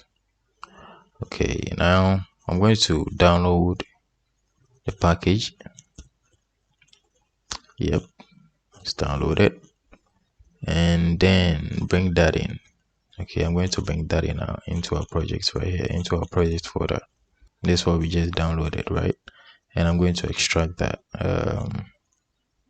Once that is extracted, I can delete the zip file, and I'm going to rename this to mix. You can rename it whatever you want, or you can even leave the default. Okay, now the only thing we're going to do here is to link the Mixitup main.js to our project. Okay, so let's get back to our HTML and then do that real quick. So here we're going to link our, let me just duplicate this. Okay, so the first file is going to be the, let's go into our mix, our dist, and then the main.js.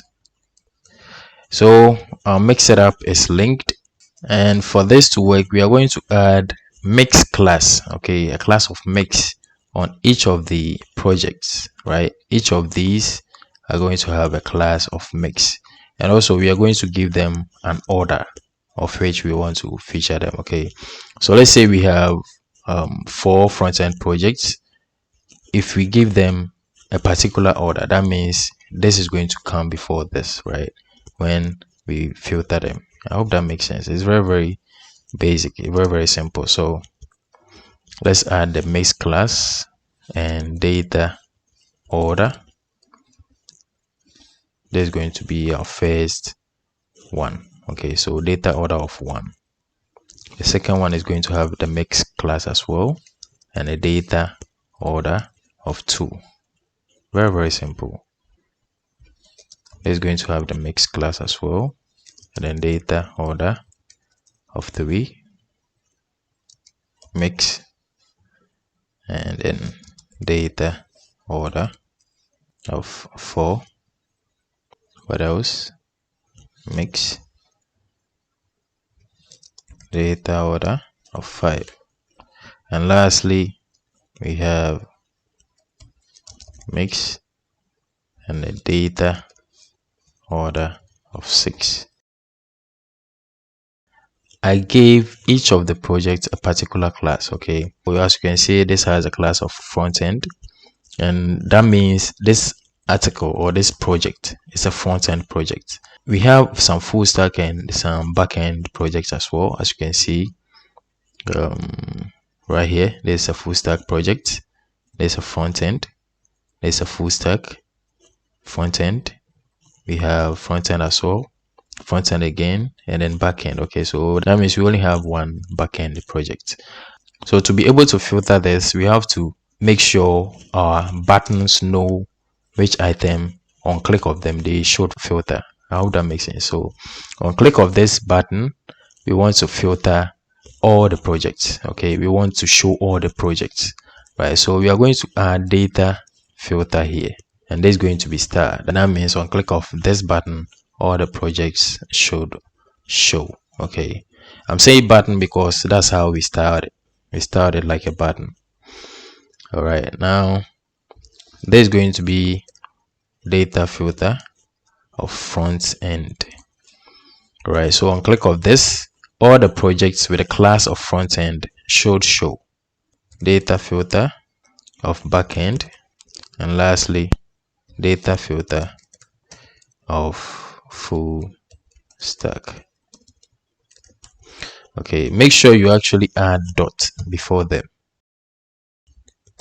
with the exception of the first one, which is the all. Right, make sure you add dot, making sure they are classes. Okay, we are using classes to identify each of the projects, as you can see. So make sure you add dots between them. Now to initialize Mixitup, we are going to come to our JavaScript file, and let's leave a comment just like we did for the services.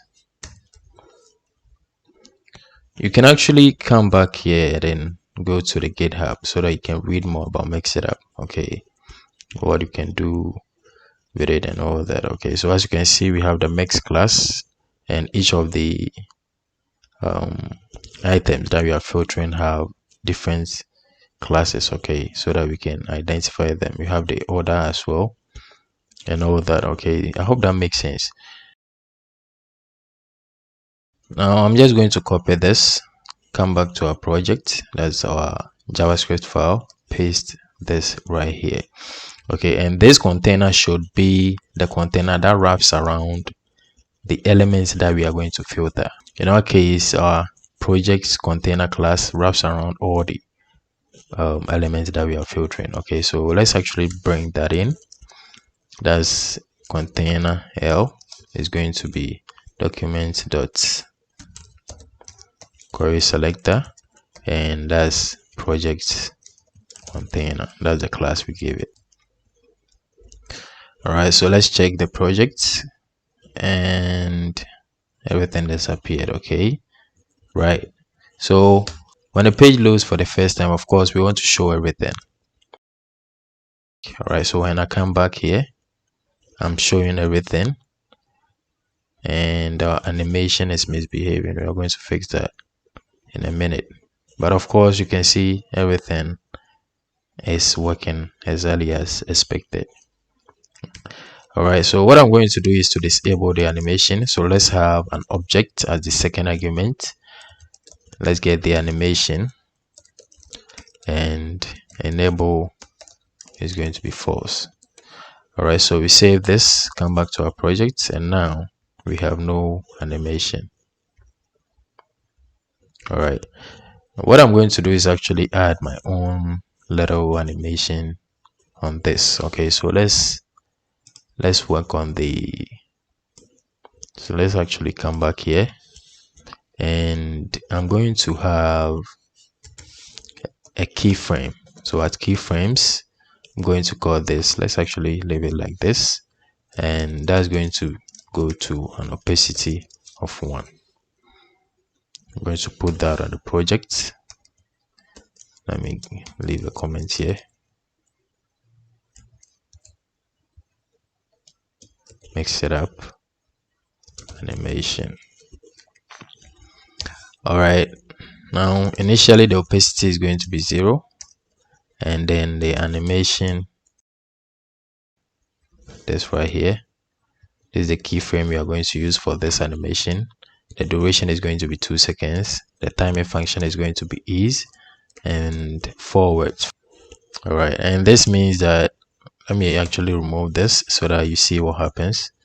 And without that, okay, without the forwards, everything will disappear after the animation. as you can see. So everything shows and then it disappears. It shows, it disappears. Okay, so we have to add the forwards so that the animation ends at the end state. Let me actually make this 1 second. Right, that's too fast. Maybe 1.5 seconds should be good. Okay, so we are done with the projects section. Now we can move on to the next section, which is going to be the testimonials, I think. Let's see. Yep, the testimonial section. Let me copy the comments. Come on.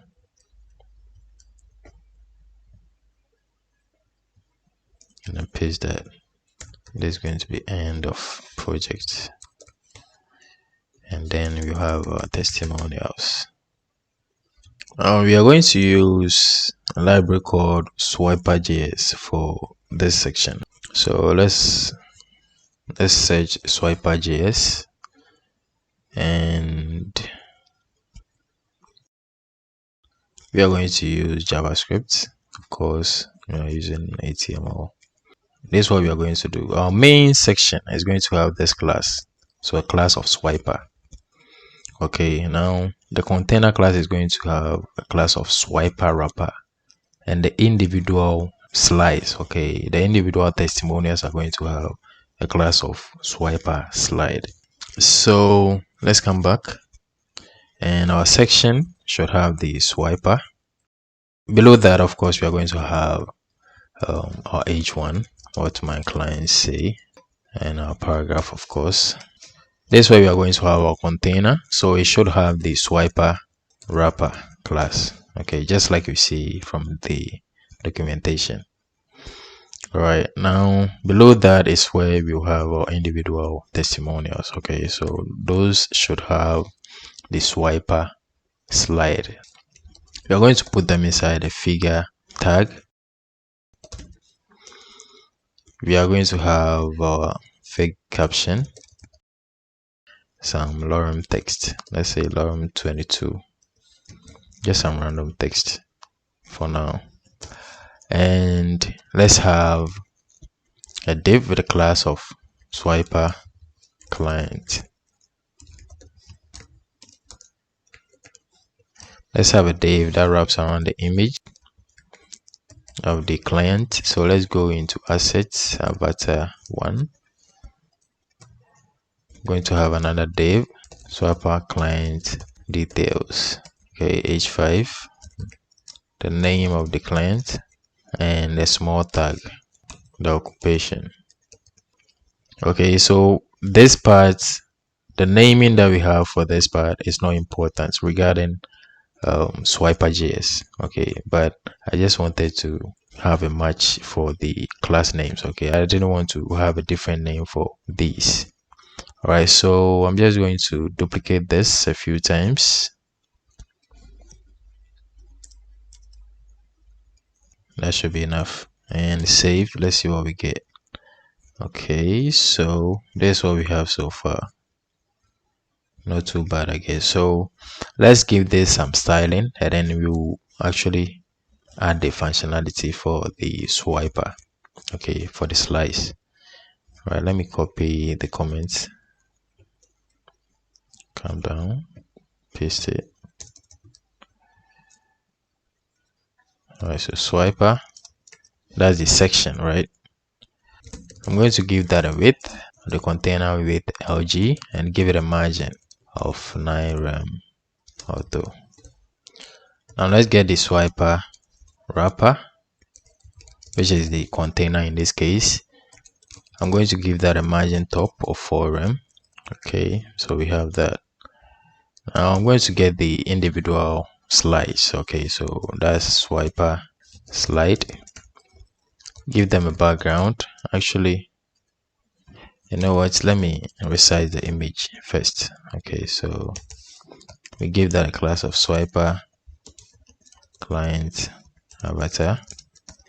Going to give that a width of 2.5 rem and set an aspect ratio of 1:1. And I want to make it a cycle, so I'm actually going to give it a border radius of 50% and set the overflow to be hidden. All right, now let's get back to the swiper slide itself, and I'm going to give it a background color gray 200, border of 2 pixels, solid, transparent, border radius of 1 rem. Give it a padding of 1 rem for the top and bottom and 1.2 rem for the left and right, a height of fit content. I'm going to make the cursor to be default. I don't want people to be able to select the text, okay, so I'm going to set user select to be none. All right, now let me actually have a transition on this, since we are going to have a hover effect. Okay, so on hover of swiper slide, the box shadow is going to be 0 for the x-axis, 1 rem for the y-axis, 1 rem for the blur, RGBA of 0.1. So on hover, you can see we have some effects here, but of course we are going to use the CSS from the swiper JS, which is going to add on to the styles to make it a slide. Let's get the swiper client and display that to be flex. Let's align items to the center, give a gap of 0.8 rem and a margin top of 1.5 rem. Okay, that's enough. All right, so let's go back, click on getting started, copy first the CSS link. We need to copy that and then paste it up top. Okay, so up here I'm going to leave a comment and then paste the link. That's the CSS link. We save, come back here, copy the JavaScript CDN as well, come down here and then paste it. Okay, so we need to do a little bit more to actually make this work. So if we get back here, go to JavaScript,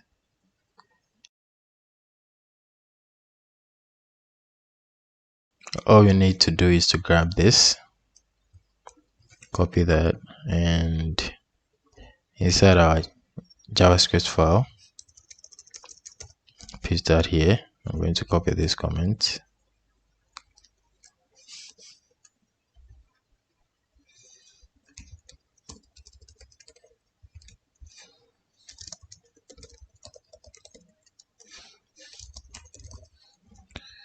is going to be the project section.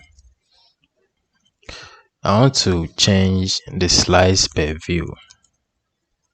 This uses the mobile first approach. Okay, so on mobile I want to have only one slide per view, but on desktops I'm going to set a breakpoint. Okay, so breakpoint, so 600 pixels and above I want to have slice per view of 2. And I'm actually going to have another breakpoint of 1024 pixels and above. I want to have the slice per view to be 3. All right, so now if we save it and come back to our project, we should have 3. Okay, right, now let's have some space between them. So here I'm going to have space between, it's going to be 30 pixels. We save, wait a minute, let me have a comma. All right, so we save and now we have some space between. Okay, now the last thing is pagination. Okay, so I'm going to have some pagination and we are going to have an element. Okay, so looking at the you can see we have a pagination here. Okay, so if you need pagination, you can add this. Let me actually copy with the comments, come back to our HTML,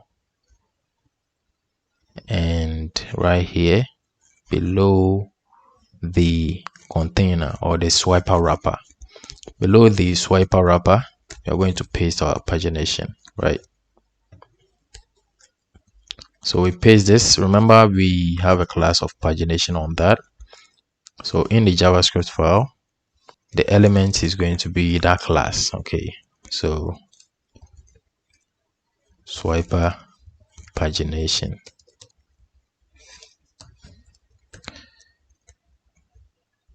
Okay, so we have our pagination. Now I actually want it to be clickable as well, so let's come back here and then add clickable to be true. We save, and now we can even click.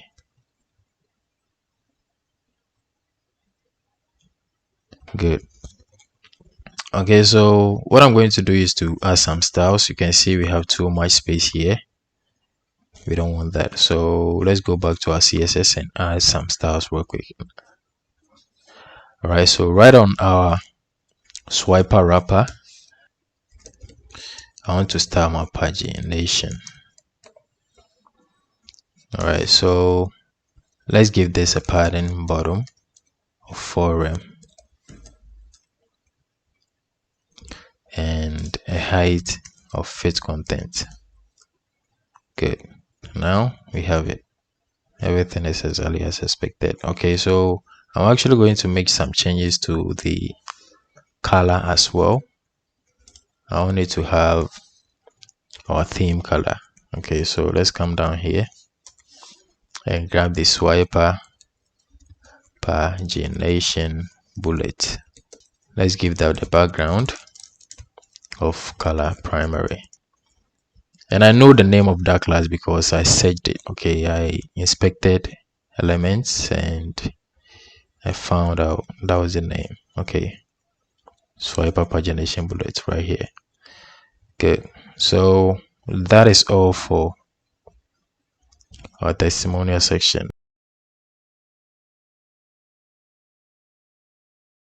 I'm actually going to make some changes to the slides. As you can see, they are all the same. I just made duplicates. Okay, so I'm going to make some changes to the contents and then get back to you. All right, so I just made changes to the elements, the testimonials, the images and all that, right? So now we have different testimonies from different clients. Okay, and you can have as many testimonials as you want. Now let's move on to the next section, which is going to be the contact section. Okay, so let's have a section here with a class of contact and an ID of contact as well. Let's have a container and our contact container class. Looking at the finished project, we are going to have this side and then the form as well. Okay, so let's have that inside an added list and then the form as well. Okay, so let's work on the contact options on the left. All right, so let's have our list items. We're going to have an anchor tag, of course. The first one is going to open our mail, and upon opening the mail, our email, where is going to be the recipient's email, should be already populated. Okay, so in my case, it's going to be support@egator.com. This should be your email. Okay, starting from this side should be your email, the email that you want to receive this in. Right, let's actually give this a class of contact list item and give it a target of blank as well. Good. Now inside of the anchor tag, let's have a mail icon.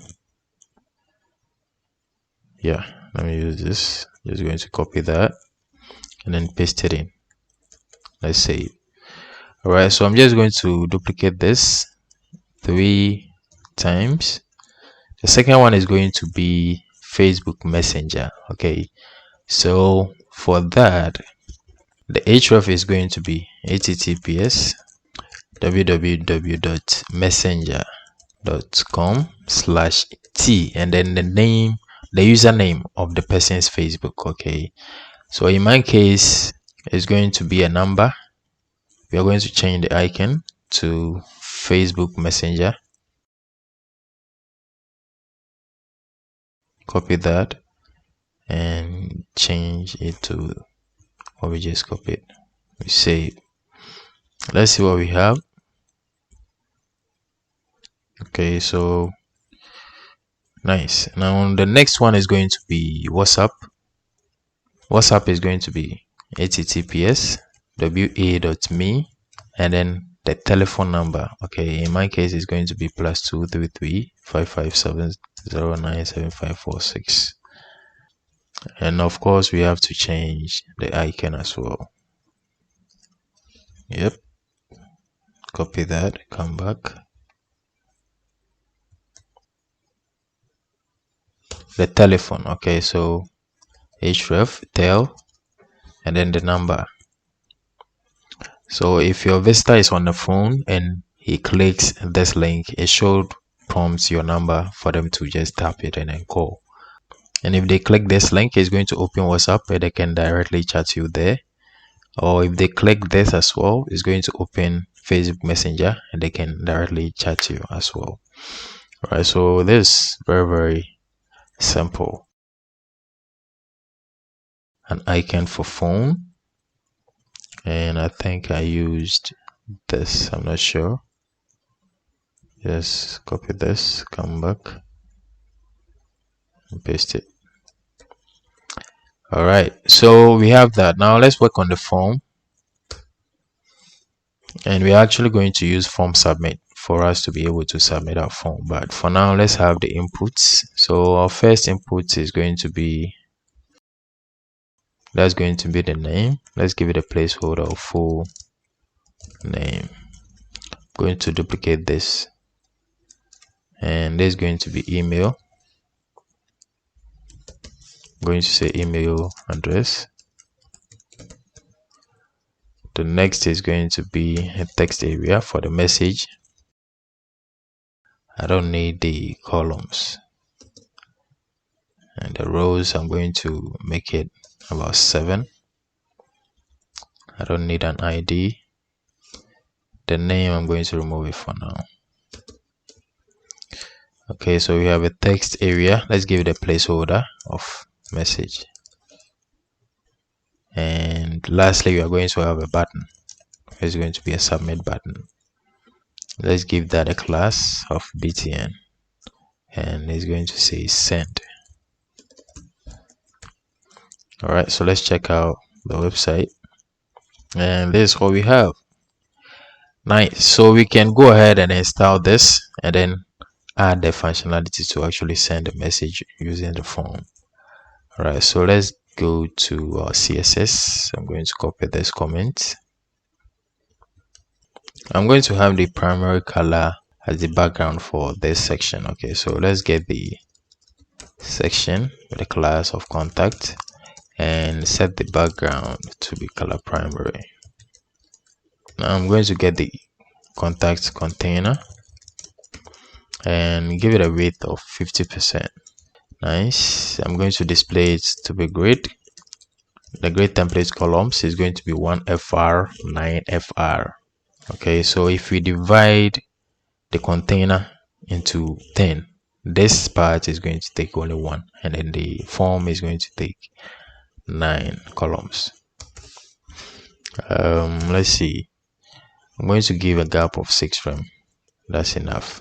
Now let's move on to the contact list. I don't know if I gave it that class. Let's see. That's another list with the icons. Let's see. No, I did not. Okay, so let's give this a class of contact list. Let's get back to the CSS. All right, so here let's display flex. The flex direction is going to be column. and let's have a gap of 1.4 rem between them. Now let's grab the list items. So contact list item. So each li, right, is going to have a background. Hold on, I think I should have given that to the link. Okay, I don't know if I did that. So okay, so yeah, perfect, that's what I want. The contact list item, which is the link, let's give that a background of the white color. So color 100. Let's give it a padding of 1 rem. Display it block. Let's text align to the center. Give it a color of color gray 900. I'm going to give it a border radius of the radius 3 and set the font size to be 1.6. Increase it. Okay, so this is what we have. Perfect. Now I'm going to have a hover effect, so let me give it a transition of the variable transition. Right, so let's go ahead and then give it the hover effect. So contact list item, on hover I want the background to be color gray 900 and the text color, so the color of the icon is going to be color gray 100. So this is what we have. Perfect. So now we can actually go ahead and then test these options out. Okay, so on click of this, the mail on my computer pops up and you can see the recipient is already there. Okay, so I can just go ahead, or in this case your clients or your visitors can just go ahead and then type in a subject and a message body right here and then send you the message. All right, for the messenger, of course, they can just click and right away just go ahead and then chat to you. Okay, yep, and then send you the message. Simple as that. Next is the WhatsApp, so they can go ahead and then click, and WhatsApp on your phone is just going to open and they can send you a message directly here.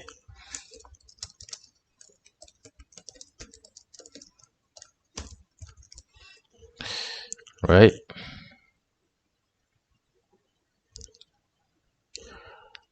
and lastly, this is not going to work here, of course, but they can just click and be able to call you through this. All right, now let's proceed and let's target the form. Okay, so the contact, did I give that any class? Let's see, that's the only form, but I'm just going to go ahead and give it a class of contact form. We could just target the form tag, but I just want to give it a class. So contact form, you're going to display flex. Let me actually put this on the left side. The flex direction is going to be column, of course, and the gap is going to be 1.5 rem.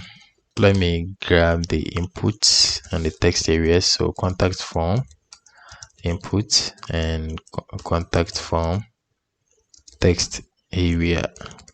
I'm going to give them a background of transparent.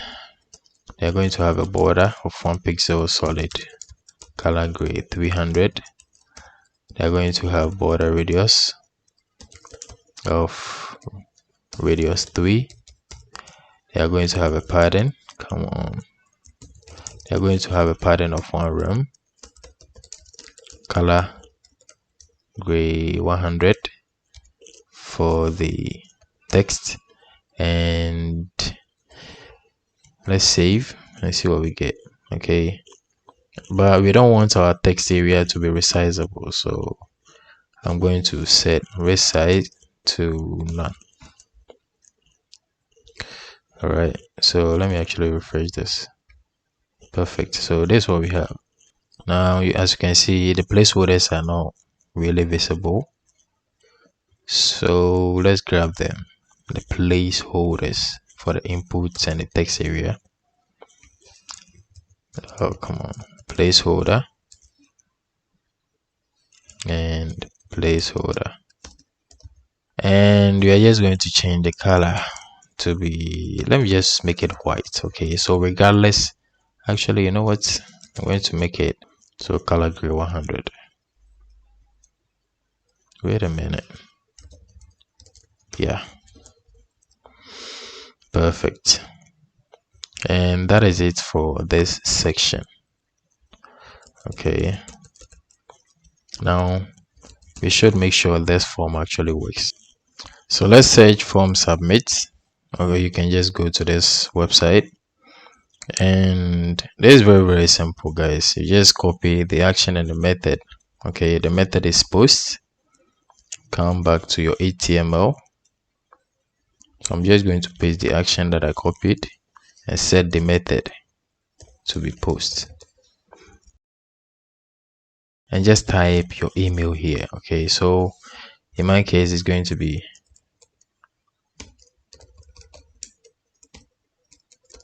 @gmail.com. That's my email.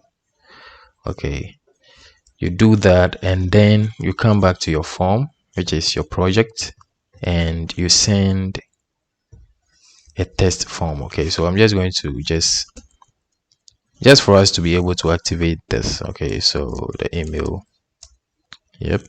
And let me check this real quick. Did I give that? Yeah, the type is email. Good. Okay, so I'm going to hit send, and they are saying the form needs activation. Okay, so check the email that you used. So check that to activate the form submit. Okay, so as you can see, I have the activation email here. So I'm going to go ahead and hit activate form. And from now I can be able to receive every message from this form on our project. But if you don't want your email to be visible, like me, I don't want my email to be visible in this case because this is a personal email. I'm going to come back to the HTML, as to our form, and then replace the email with the code that was given. Okay, so as you can see, you can just copy this and then replace it with the email.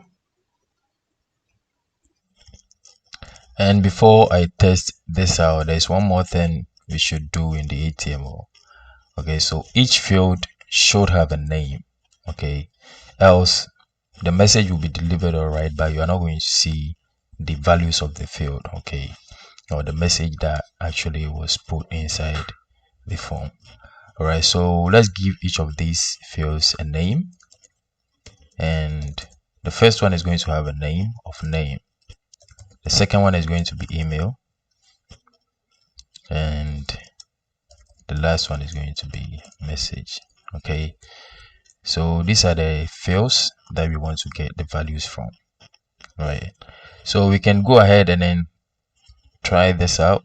So the name, let's say Jane Doe, jane@gmail.com, and this is a message from Jane.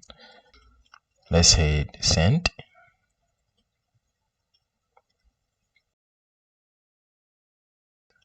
Check this, and we should receive our message, of course, and here it is. So we have the name, and this is the name attribute that we added, right? So we have name, email, and then message, right? So we have the message that we entered, the email, and the name. So that's it. That's how you use form submit, and we can move on to the next section of the page, which is the last section. I think that's the footer section, right? So let's get on to that. And looking at the finished project, yeah, this is going to be very simple. All right, so our footer section is going to be inside the footer tag. There's an HTML5 semantic tag. Let's have our container class and a footer container class as well. We are going to have an added list, and this is going to be the footer menu. Okay, when we get to the bottom of the page, we want to be able to just click a button or a link so that we can go to the different sections. All right, next to that, we are going to have some social media handles, just like we had in the header section. Okay, so let's have some list items for the footer menu, and of course the first one is going to take us to the top of the page. That's going to say home. Let's duplicate this 4 more times. We are going to have about, we have services, project, and lastly we have contact. Now for the footer socials, I'm just going to go up to the header section and then grab these list items. It's the same thing, right? So I'm just going to copy those, come back here and then paste them. So we have Twitter, GitHub, LinkedIn, Dribble, and they all have the icons in them. Okay, and lastly we are going to have, that's below the or outside of the container class, we are going to have a div with a class of footer copyright, and that's going to have some text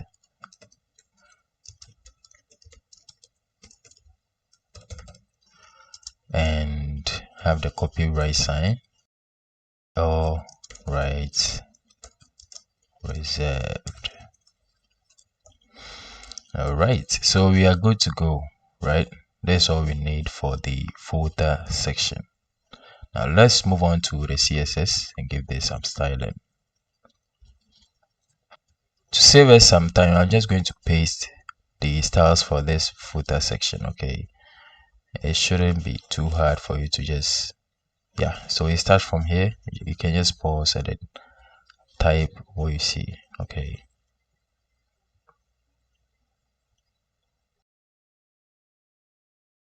right, and it ends here. I just want us to just proceed with the media queries, and as you can see, I'm not using as much variables. Okay, and that's because I don't want the styles for the footer to change on different modes. Okay, on different theme. So whether light or dark theme, you're going to have the same footer section. The styles is going to remain the same. That's why I'm using fixed colors instead of the variables. All right, so our website is done on large screens. You can go to the about section, come down, go to projects, and everything is working. And this should have, what we filter should have the active class. Okay, and that's not working. I think I made a mistake or I forgot. So let's go to our CSS file, to our project, and okay, I'm going to change this to match the class. So if you want, you can come to the project, the active one, you can select and inspect. You can see it has a class of Mixitup control active. Okay, so let's copy that. That's the class, right? Come back to our project and it should have the same style as the hover. Okay, so let's save this, and now wait a minute. Okay, so the li, so now the active button matches the filtered elements or the filtered projects. Good.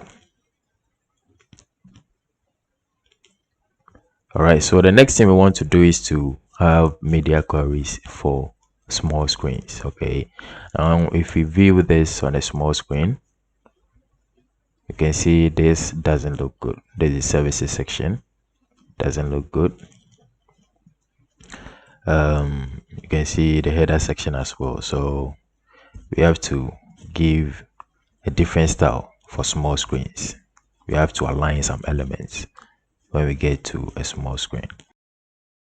But then let's get back to our HTML file. I think I missed something there as well. Just a comment, okay, a very tiny.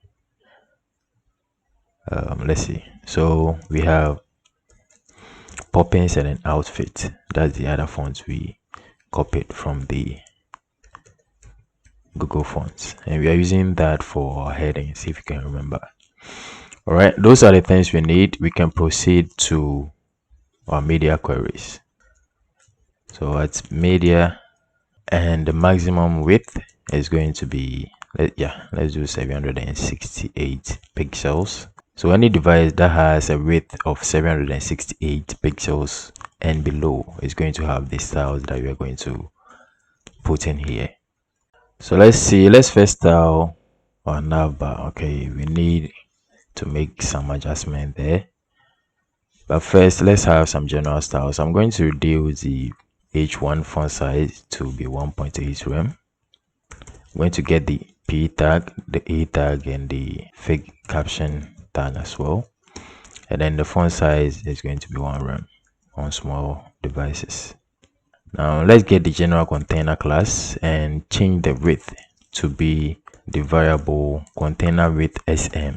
Okay, so on small screens the width is going to be 94%. I think, let's see, we have that variable up top right here, so 94%. Good, perfect. Now let's get the sections.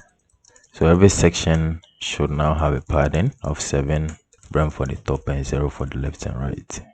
Also, I'm going to grab the direct H1s and the direct paragraphs in all the sections and change the width to match the container width SM. Nice, and that's the general styles we need, so we can target the nav. Okay, and I'm going to grab the nav menu directly and position that to be fixed. I'm going to give it a right of 0 and a top of 3.8 rem, and 3.8 rem is actually the height of the nav that we gave on desktop. Let me show you that real quick. So the height, yeah, we gave it a height of 3.8 rem. So I want our nav menu, since it's positioned fixed, I want it to be exactly at the bottom of the navbar. Okay, you're going to see that once we give it a background. All right, now I'm going to change the flex direction to be column. You know, our nav menu was already displayed flex on desktops, so here we are just changing the flex direction. Let's give it a gap of 0, a width of fit content, and that should be good for now. Right, let's proceed, and I'm going to get the LIs.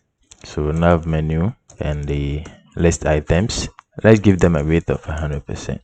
Now let's get the anchor tags inside the LIs and give them a background of color gray 200, padding of 1 rem for the top and bottom, and then 4 rem for the left and right. Give them a width of 100% of the appearance width. I'm going to display block. Let's see what we get. All right, so we have that. I'm actually going to give them a border top of 1 pixel solid color gray 300. I'm going to text align to the center and give them a box shadow. -2 rem for the x-axis, 5 rem for the y-axis, 5 rem for the blur, and an RGBA 000 and then 0.3 for the alpha. Now we have that. All right, there's no actually positioned well because of the other elements that we have on the page. Okay, we are going to take care of everything, but you know what, for now let me display some of the elements in none. Okay, just so you can see how this is coming together. So every other section, good, and lastly the footer as well. Perfect. So now we know how this actually looks. Nice. Now below this, we had some buttons, okay, some icons up here that we are going to use to toggle this nav menu, right? We displayed them none on the desktop, but here we are going to show them, and they have class of toggle or nav toggle open and nav toggle close. In here we are going to display them inline block instead of none. The background is going to be transparent and font size of 1.8 rem. Let's save.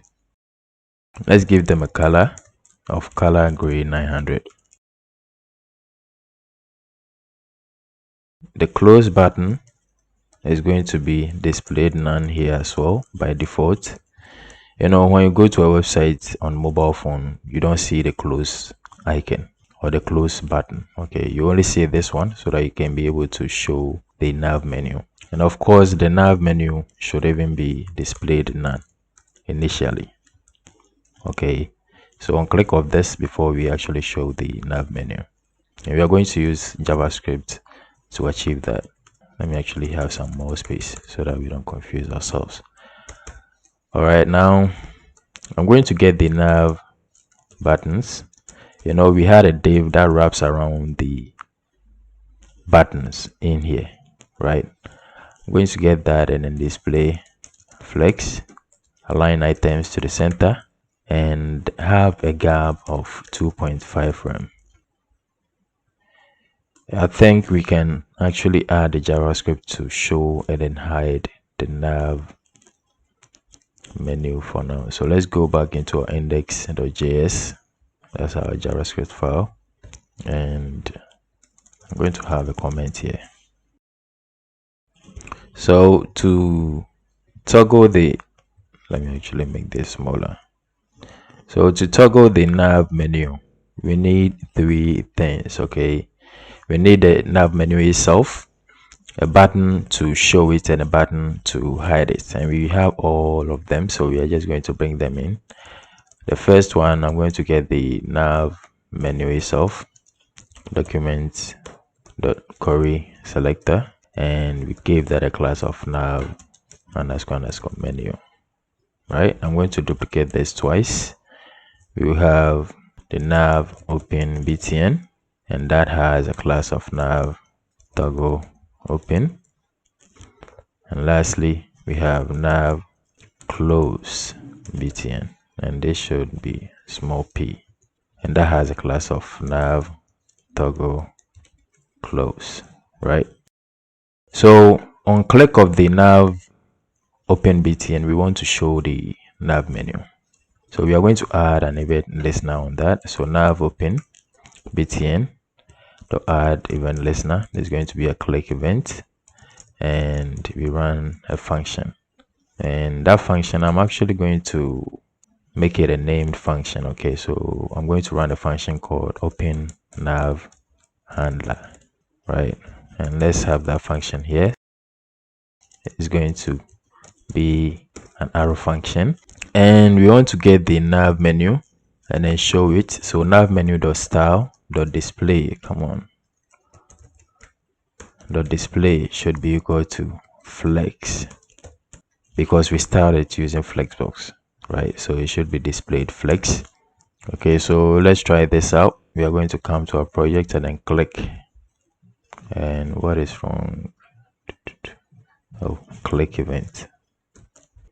Now we can try this out, and our nav menu shows. Okay, now we want to be able to close it, so on click of this, we want to remove this icon or this button and then show the close button instead, so that we can put an event listener on that one as well. So once we show the nav menu, we want to get the nav open btn, and the style display for that one is going to be none, so we are going to hide it. And then the nav close btn style display is going to be inline block, just like we started. Okay, so now once we click, we show the nav menu, we hide the bar icon or the bar button, and then we actually show the close or the cross. Perfect. Now we want to be able to click on this and then close this, right? So let's have another function which is going to be very similar to this, but it's going to have opposite functionality. So close nav handler, and here we want to hide the nav menu, show inline block. So we want to show this open btn and then hide this one. Okay, and of course we want to put an event listener on the close nav btn. Is nav close btn, and that's going to be close nav handler. All right, so now we can toggle our nav menu. All right, but if you look at the finished project, you can see this has some cool drop down effect. Okay, and we are going to use CSS keyframes to achieve this. So let's quickly get back to CSS, and here I want every list item, okay, in the nav menu. So let's get the nav menu. I want every list item to start from a transform rotate on the x-axis of 90 degrees. Okay, so they are going to lay flat in our face, if that makes sense, right? And initially they are going to have opacity of 0 as well, right? So now if we save it and click, we are not going to see anything, but they are there.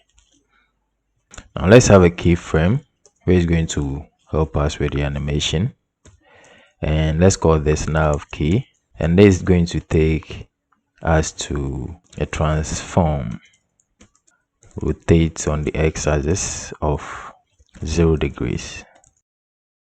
So it is going to show us a date before, right? We are going to see everything. Okay, and of course we have to make the opacity 1 so that we can actually see it. So let's have an animation here, and we are going to use the nav key as the keyframe for this animation.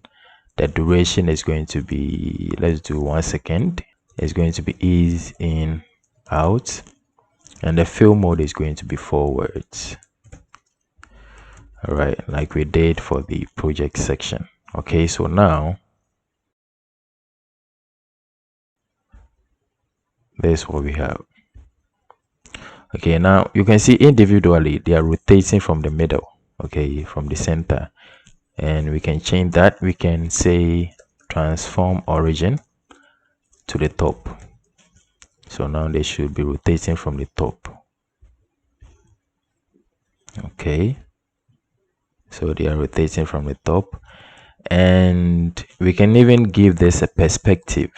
Okay, perspective in this case should be on the parent of what we are animating. Okay, so it's going to be on the nav menu. So let's get to the nav menu and give this a perspective 250 pixels, and perspective means how close you are to the animation. Okay, so it's an illusion of how close or far you are from the animation. So with that we can see what is happening. Okay, so lastly I want a delay on each of them. Okay, I want the first one to come first, and then it follows like that. The second one comes later, the third one comes, and all that. Okay, so I'm going to put some delays on them. So we are going to use the pseudo selector to achieve this. So let's get the env child. That's the first. Sorry, I'm going to get the second one. Okay, so the delay, so animation delay of 200 milliseconds, and I'm actually going to reduce the duration to about 500 milliseconds and make this delay 300 milliseconds. Okay, I'm going to copy this a few times, and we have the third one, the fourth, and the 5th. Okay, so these two 300 milliseconds, this is going to be 600 milliseconds, 900 milliseconds. It just started raining, but I just want to finish this real quick, so let's see what we get. Okay, so now we have a very beautiful drop down effect, and of course you can play around with these values to see what works for you. Okay, so you can make this 200 milliseconds and 400 milliseconds. Let's do 600 milliseconds here, and lastly 800 milliseconds. Right, so yeah, this, I think this is better. All right, and I think that is all for our nav. And so I'm going to remove this so we can see the other content of the page. All right, so let's get to work on the header section. All right, I want to get the header, and on small screens I want the height to be 115 viewport height, and that's all I want here. Now let's get the header content, and I'm going to give the width of the container with SM and the padding bottom of 3 rem. We have that. Let's get the socials. So header socials, and I'm actually going to display that to be none. I don't want them here. Come on. And lastly, for the header section, we are going to get the header image and give that a width of 50 viewport width and an aspect ratio of 4:5. All right, and I think that's it for our header section. Now we can move on to our about section. Right, let's get the about container, and I'm going to change the grid template columns here to be 1FR. I'm going to display none. About cards, and change the grid template columns to be 1FR, 1FR. Let me actually reduce the gap as well. 1 rem should be good. And I think that's enough for our about section. Now we can move on to the services section. Now let's get the services container and change the grid template columns to 1FR. Yep, I'm going to leave a gap of 2 rem. Now let's target the services. Come on, services right, and I'm going to remove that pattern that we have here and remove the border as well. You can see we have a border here, right? And yeah, perfect. And I think that's it for the services section. We can move on to, let's see, you know what, I'm going to get the H3, this H3, and give it a margin bottom of 0.6 rem. The space is too much. Yeah, perfect. All right, now let's get to the projects section. All right, so let's get the projects container and change the gap to be 1 rem. You can see the space between them is too much, right? Okay, that's it. Do I have to do anything else?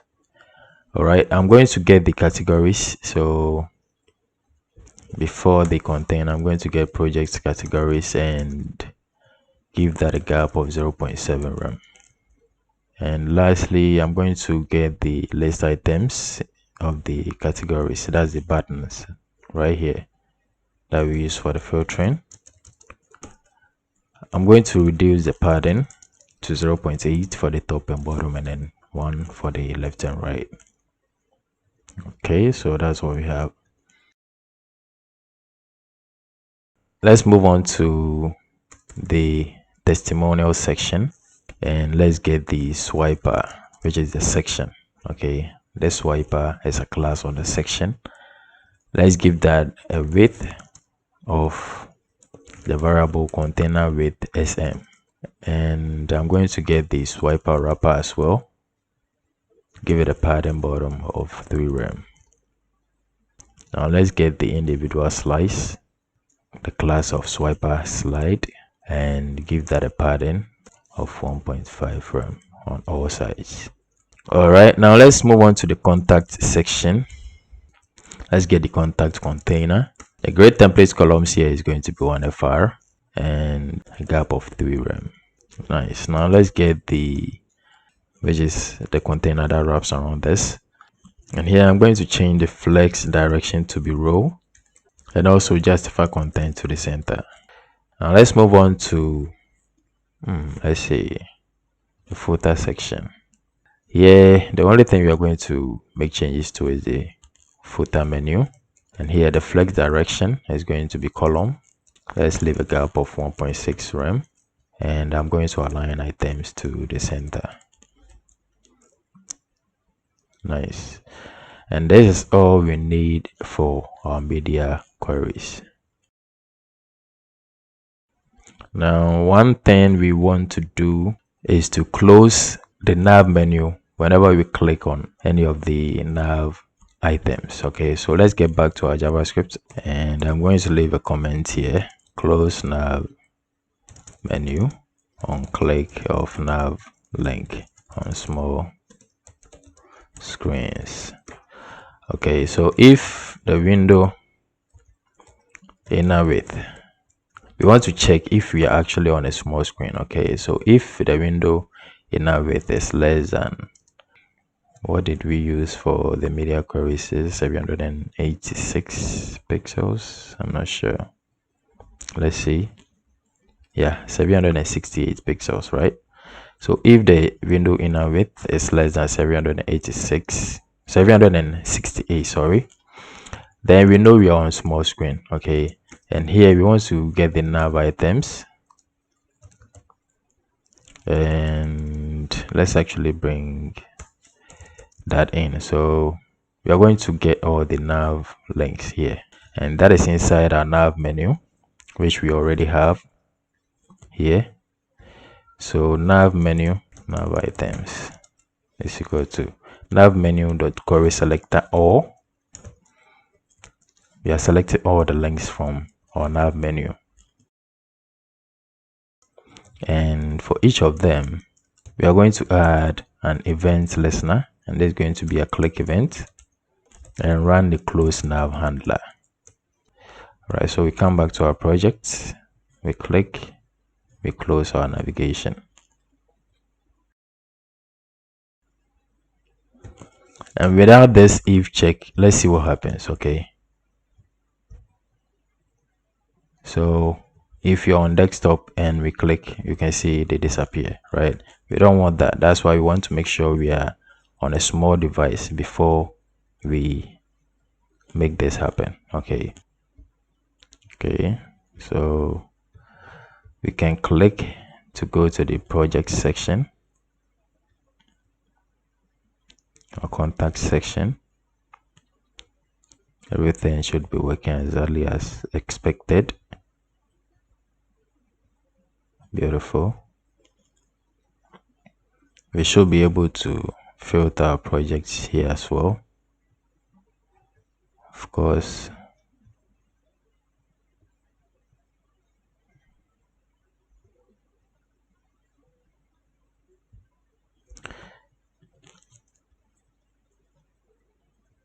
our toggle is working here.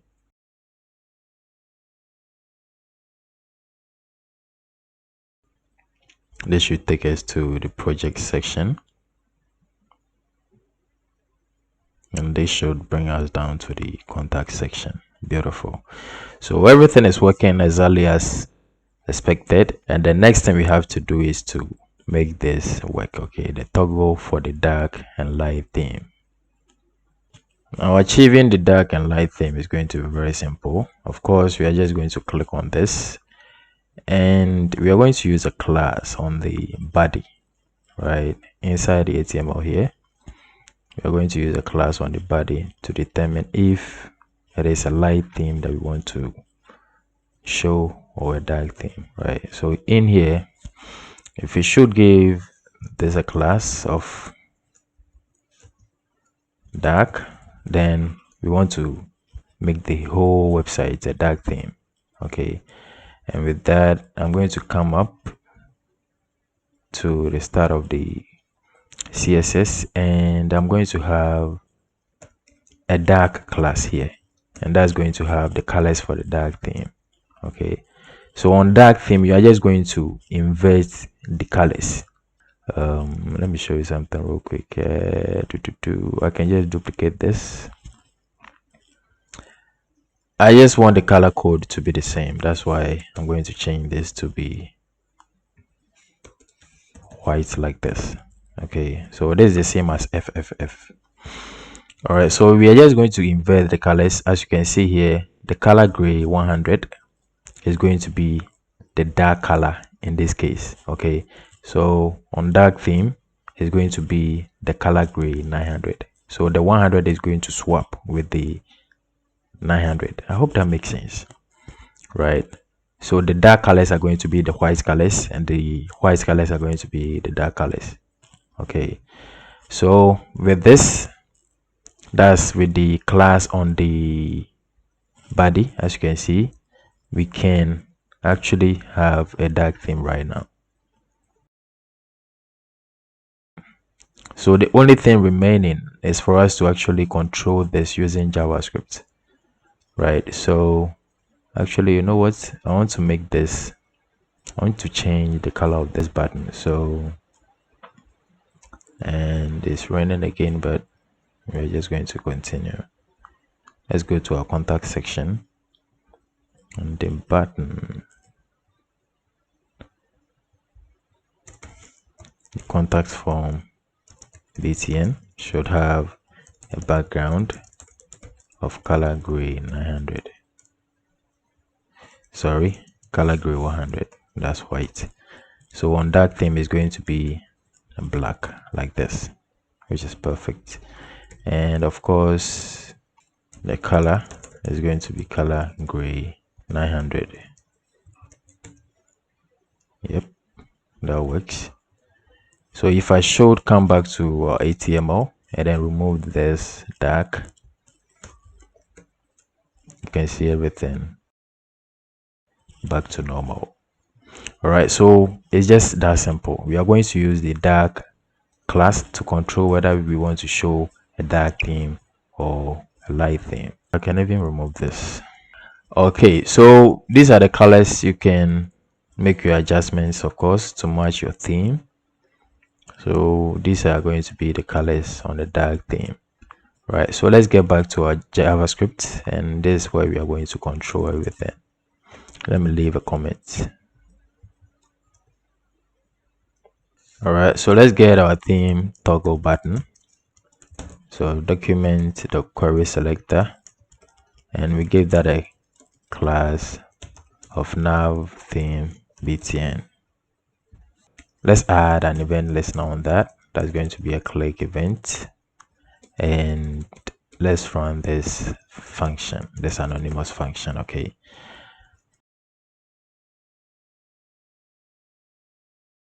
the class name, we want to check the class name of the body, and if the body does not have any class, then that means on click of the toggle button we want to show a dark theme. So we want to add a class of dark. So the body class now is going to be dark, and that means we want to show the dark theme. And so the document.body class name is going to be the body class, which is the dark theme. So with this alone, we should be able to, on click of the theme button, we should be able to show a dark theme. Okay, so we have it, right? But I want this to be a toggle, so I'm going to have an else. So the else is going to just be the opposite of this. So else, I'm going to remove this dark theme and set it again. All right, now if I show dark theme, I want this icon to change. Okay, so let's come back here and let's say change toggle icon. That's a comment. So theme btn.inner.html is going to be, you know what, let me just copy this from this icon. I'm going to copy, and instead of, let's paste, instead of the moon, make this single quote. Instead of the moon, there's going to be sun. Okay, so on dark theme, it's going to change to be the sun. Okay, but if you click again, it doesn't change. That's because we have to change it here as well. So when we get to the lights mode, we want it to be the moon again, right? So now we should have that toggle. And I think this button is not really in line with the rest of the nav elements. So let's get back to our CSS real quick, and let's see, in a nav, I think that should be in a nav container. I want to align items to be center. Okay, so nav container, align items to the center. Let's see. Yeah, so that's perfect. Let's get back to our JavaScript and let's proceed. Right now, one thing is I want to save this in local storage. Okay, so that whenever our clients or our visitors come back, the chosen theme remains, okay, or the chosen theme persists. Okay, so let's save theme to local storage. All right, so window.local storage dot set item, we are going to call this theme, and we are going to save the body class to local storage. We are going to do same here if we change to light theme, and I think that's it, guys. So let's come back to our project, check our local storage. So application, local storage. Right, so now if we click, you can see we have dark. Okay, if I click again, we don't have any class, and that means it's a light theme. If I click again, we're going to have dark. If I click, it's going to be light theme.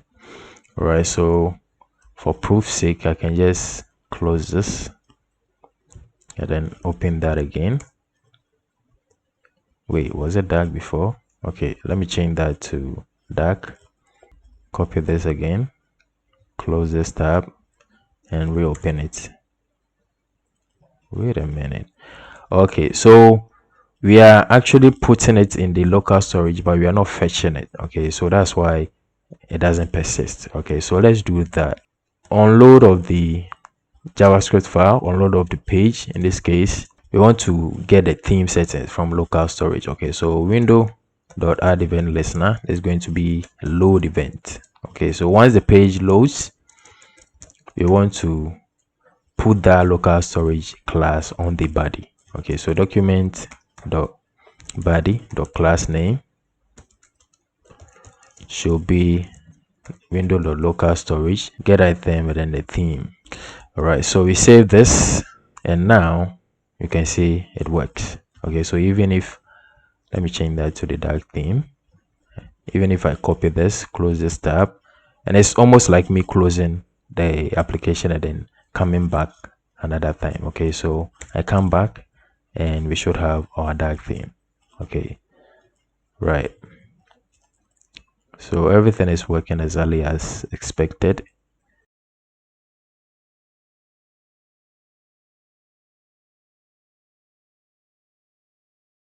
That is it for our theme customization. Let's quickly add the Animate On Scroll.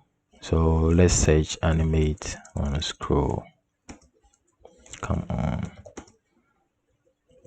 All right, we are going to go to this website, and they have a whole lot of different animations that you can use. But let's go to their GitHub, and Since we are using CSS and HTML, we are going to copy the CSS link, that's the CDN, come back to our HTML head, and then paste that in. Okay, so let's see, I'm going to leave a comment here and then paste the link we just copied. We are going to copy these two JavaScripts.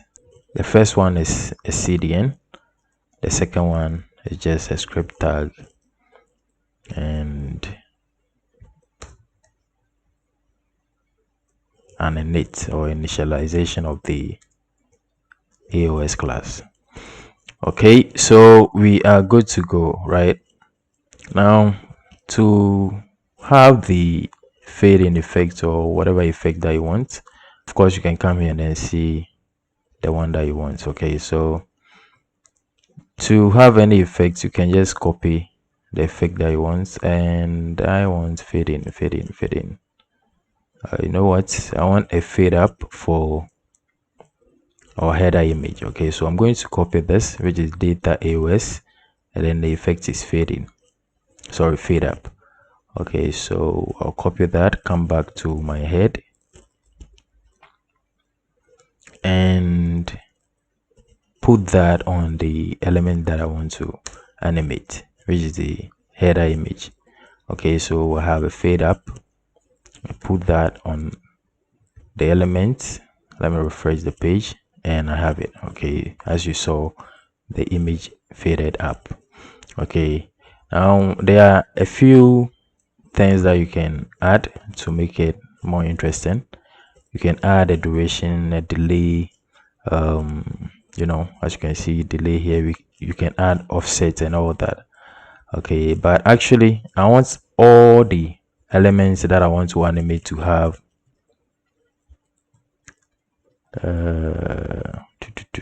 yeah, I want all the elements that I'm animating to have the same duration and the same offset. Okay, so the duration is going to be,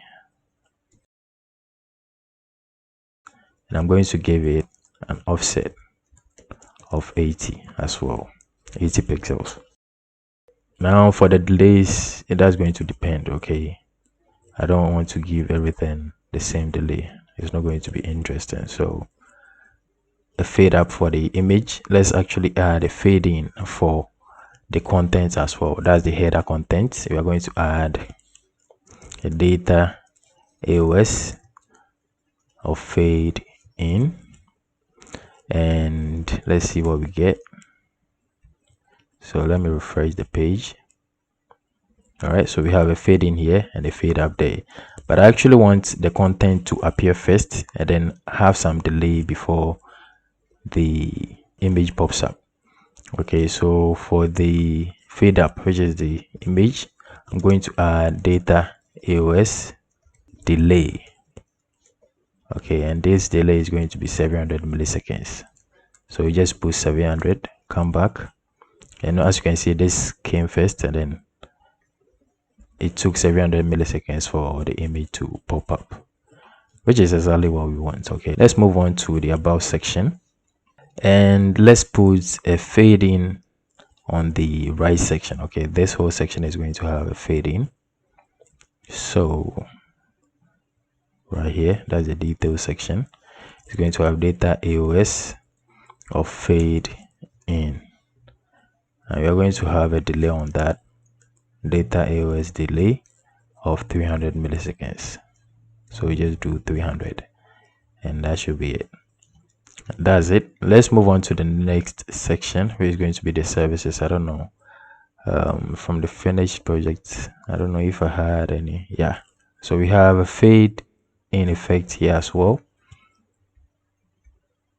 So services, right, I'm going to have a fade in effect on that, data AOS fade in, and let's have a delay 200 milliseconds.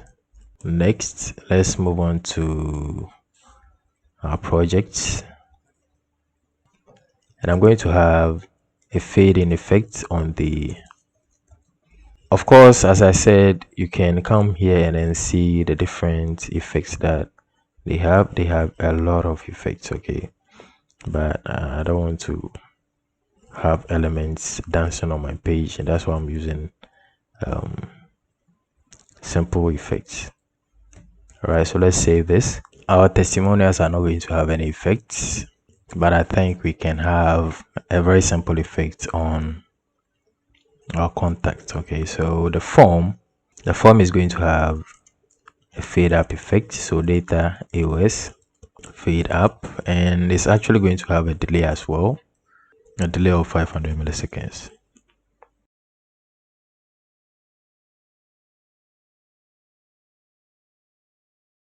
Now if you look at the finished project, if you get to the contact section, you can see these also animate, okay, the contact list. All right, so let's get back to the HTML and let's add some animation on them. So we can do this on the list items, right? So data AOS, there's going to be a fade in. All of them are going to have the fade in effect. Okay, so the second one, the third one, and the fourth one.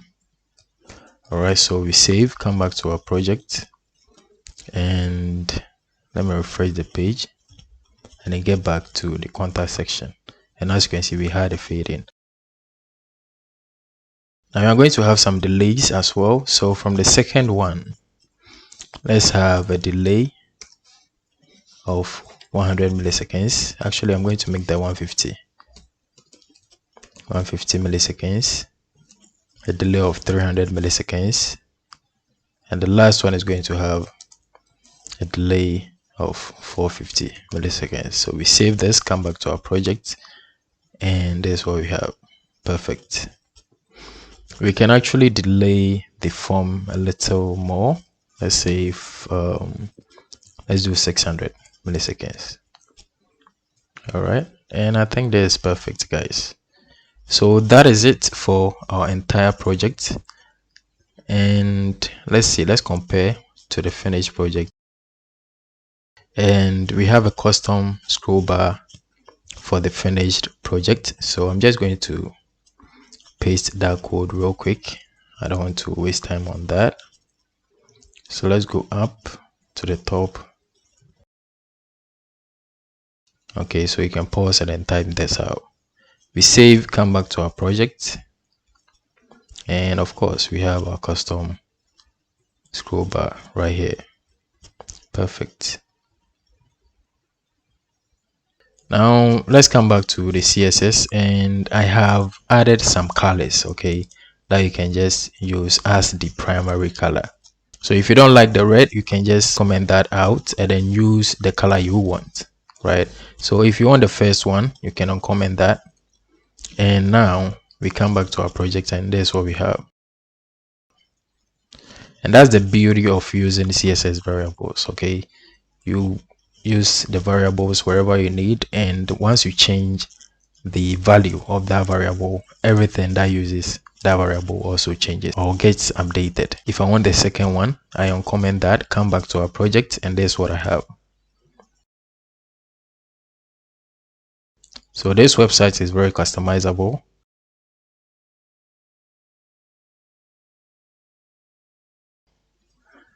And this is the fourth one. And lastly, we have this, which is the third one. Let me show you that as well. I think that is green. Yeah.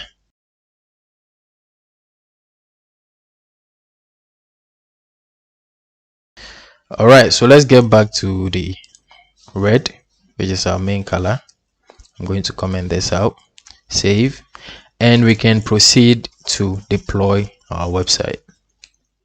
All right, so I'm in my project folder, and I have the files and folders that I'm going to upload to my Hostinger H panel or to my server. Okay, so log into your Hostinger H panel, go to hosting, and select the domain that you claimed. In my case, that was EGATOR.com, right? And let's go to file manager, and this is where we are going to upload our website files inside of this public_HTML folder. Okay, So get into that folder, and if you have anything here, you can go ahead and delete them, but I'm going to leave mine because these are subdomains, and we are going to drag and drop everything in our project folder in here. Okay, as you can see, everything is being uploaded. All right, so all our files and then the folders have been uploaded, so we can go ahead and then check out our website. Okay, so that is dummy EGATOR, and our website is live. Okay, so everyone around the world can go ahead and then visit the website.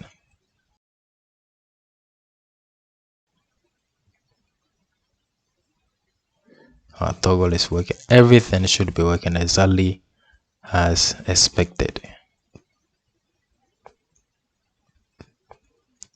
Everything should be working exactly as expected.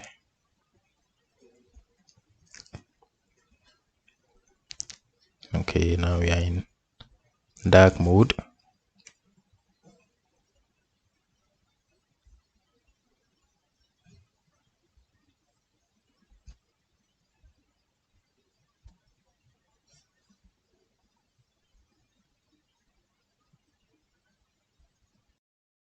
All right, now I'm going to check this on mobile,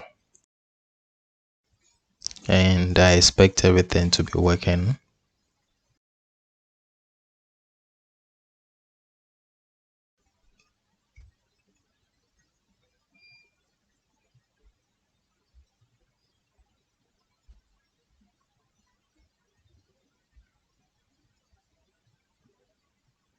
You can change to a light theme.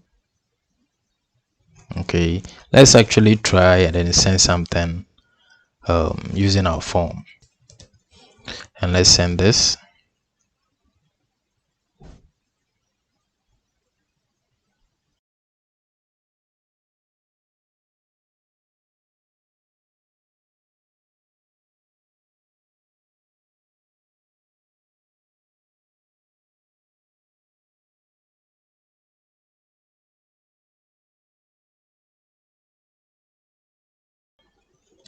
Let's refresh the website and then send the message one more time.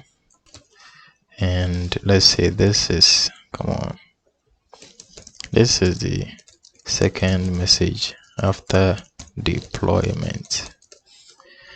We hit send.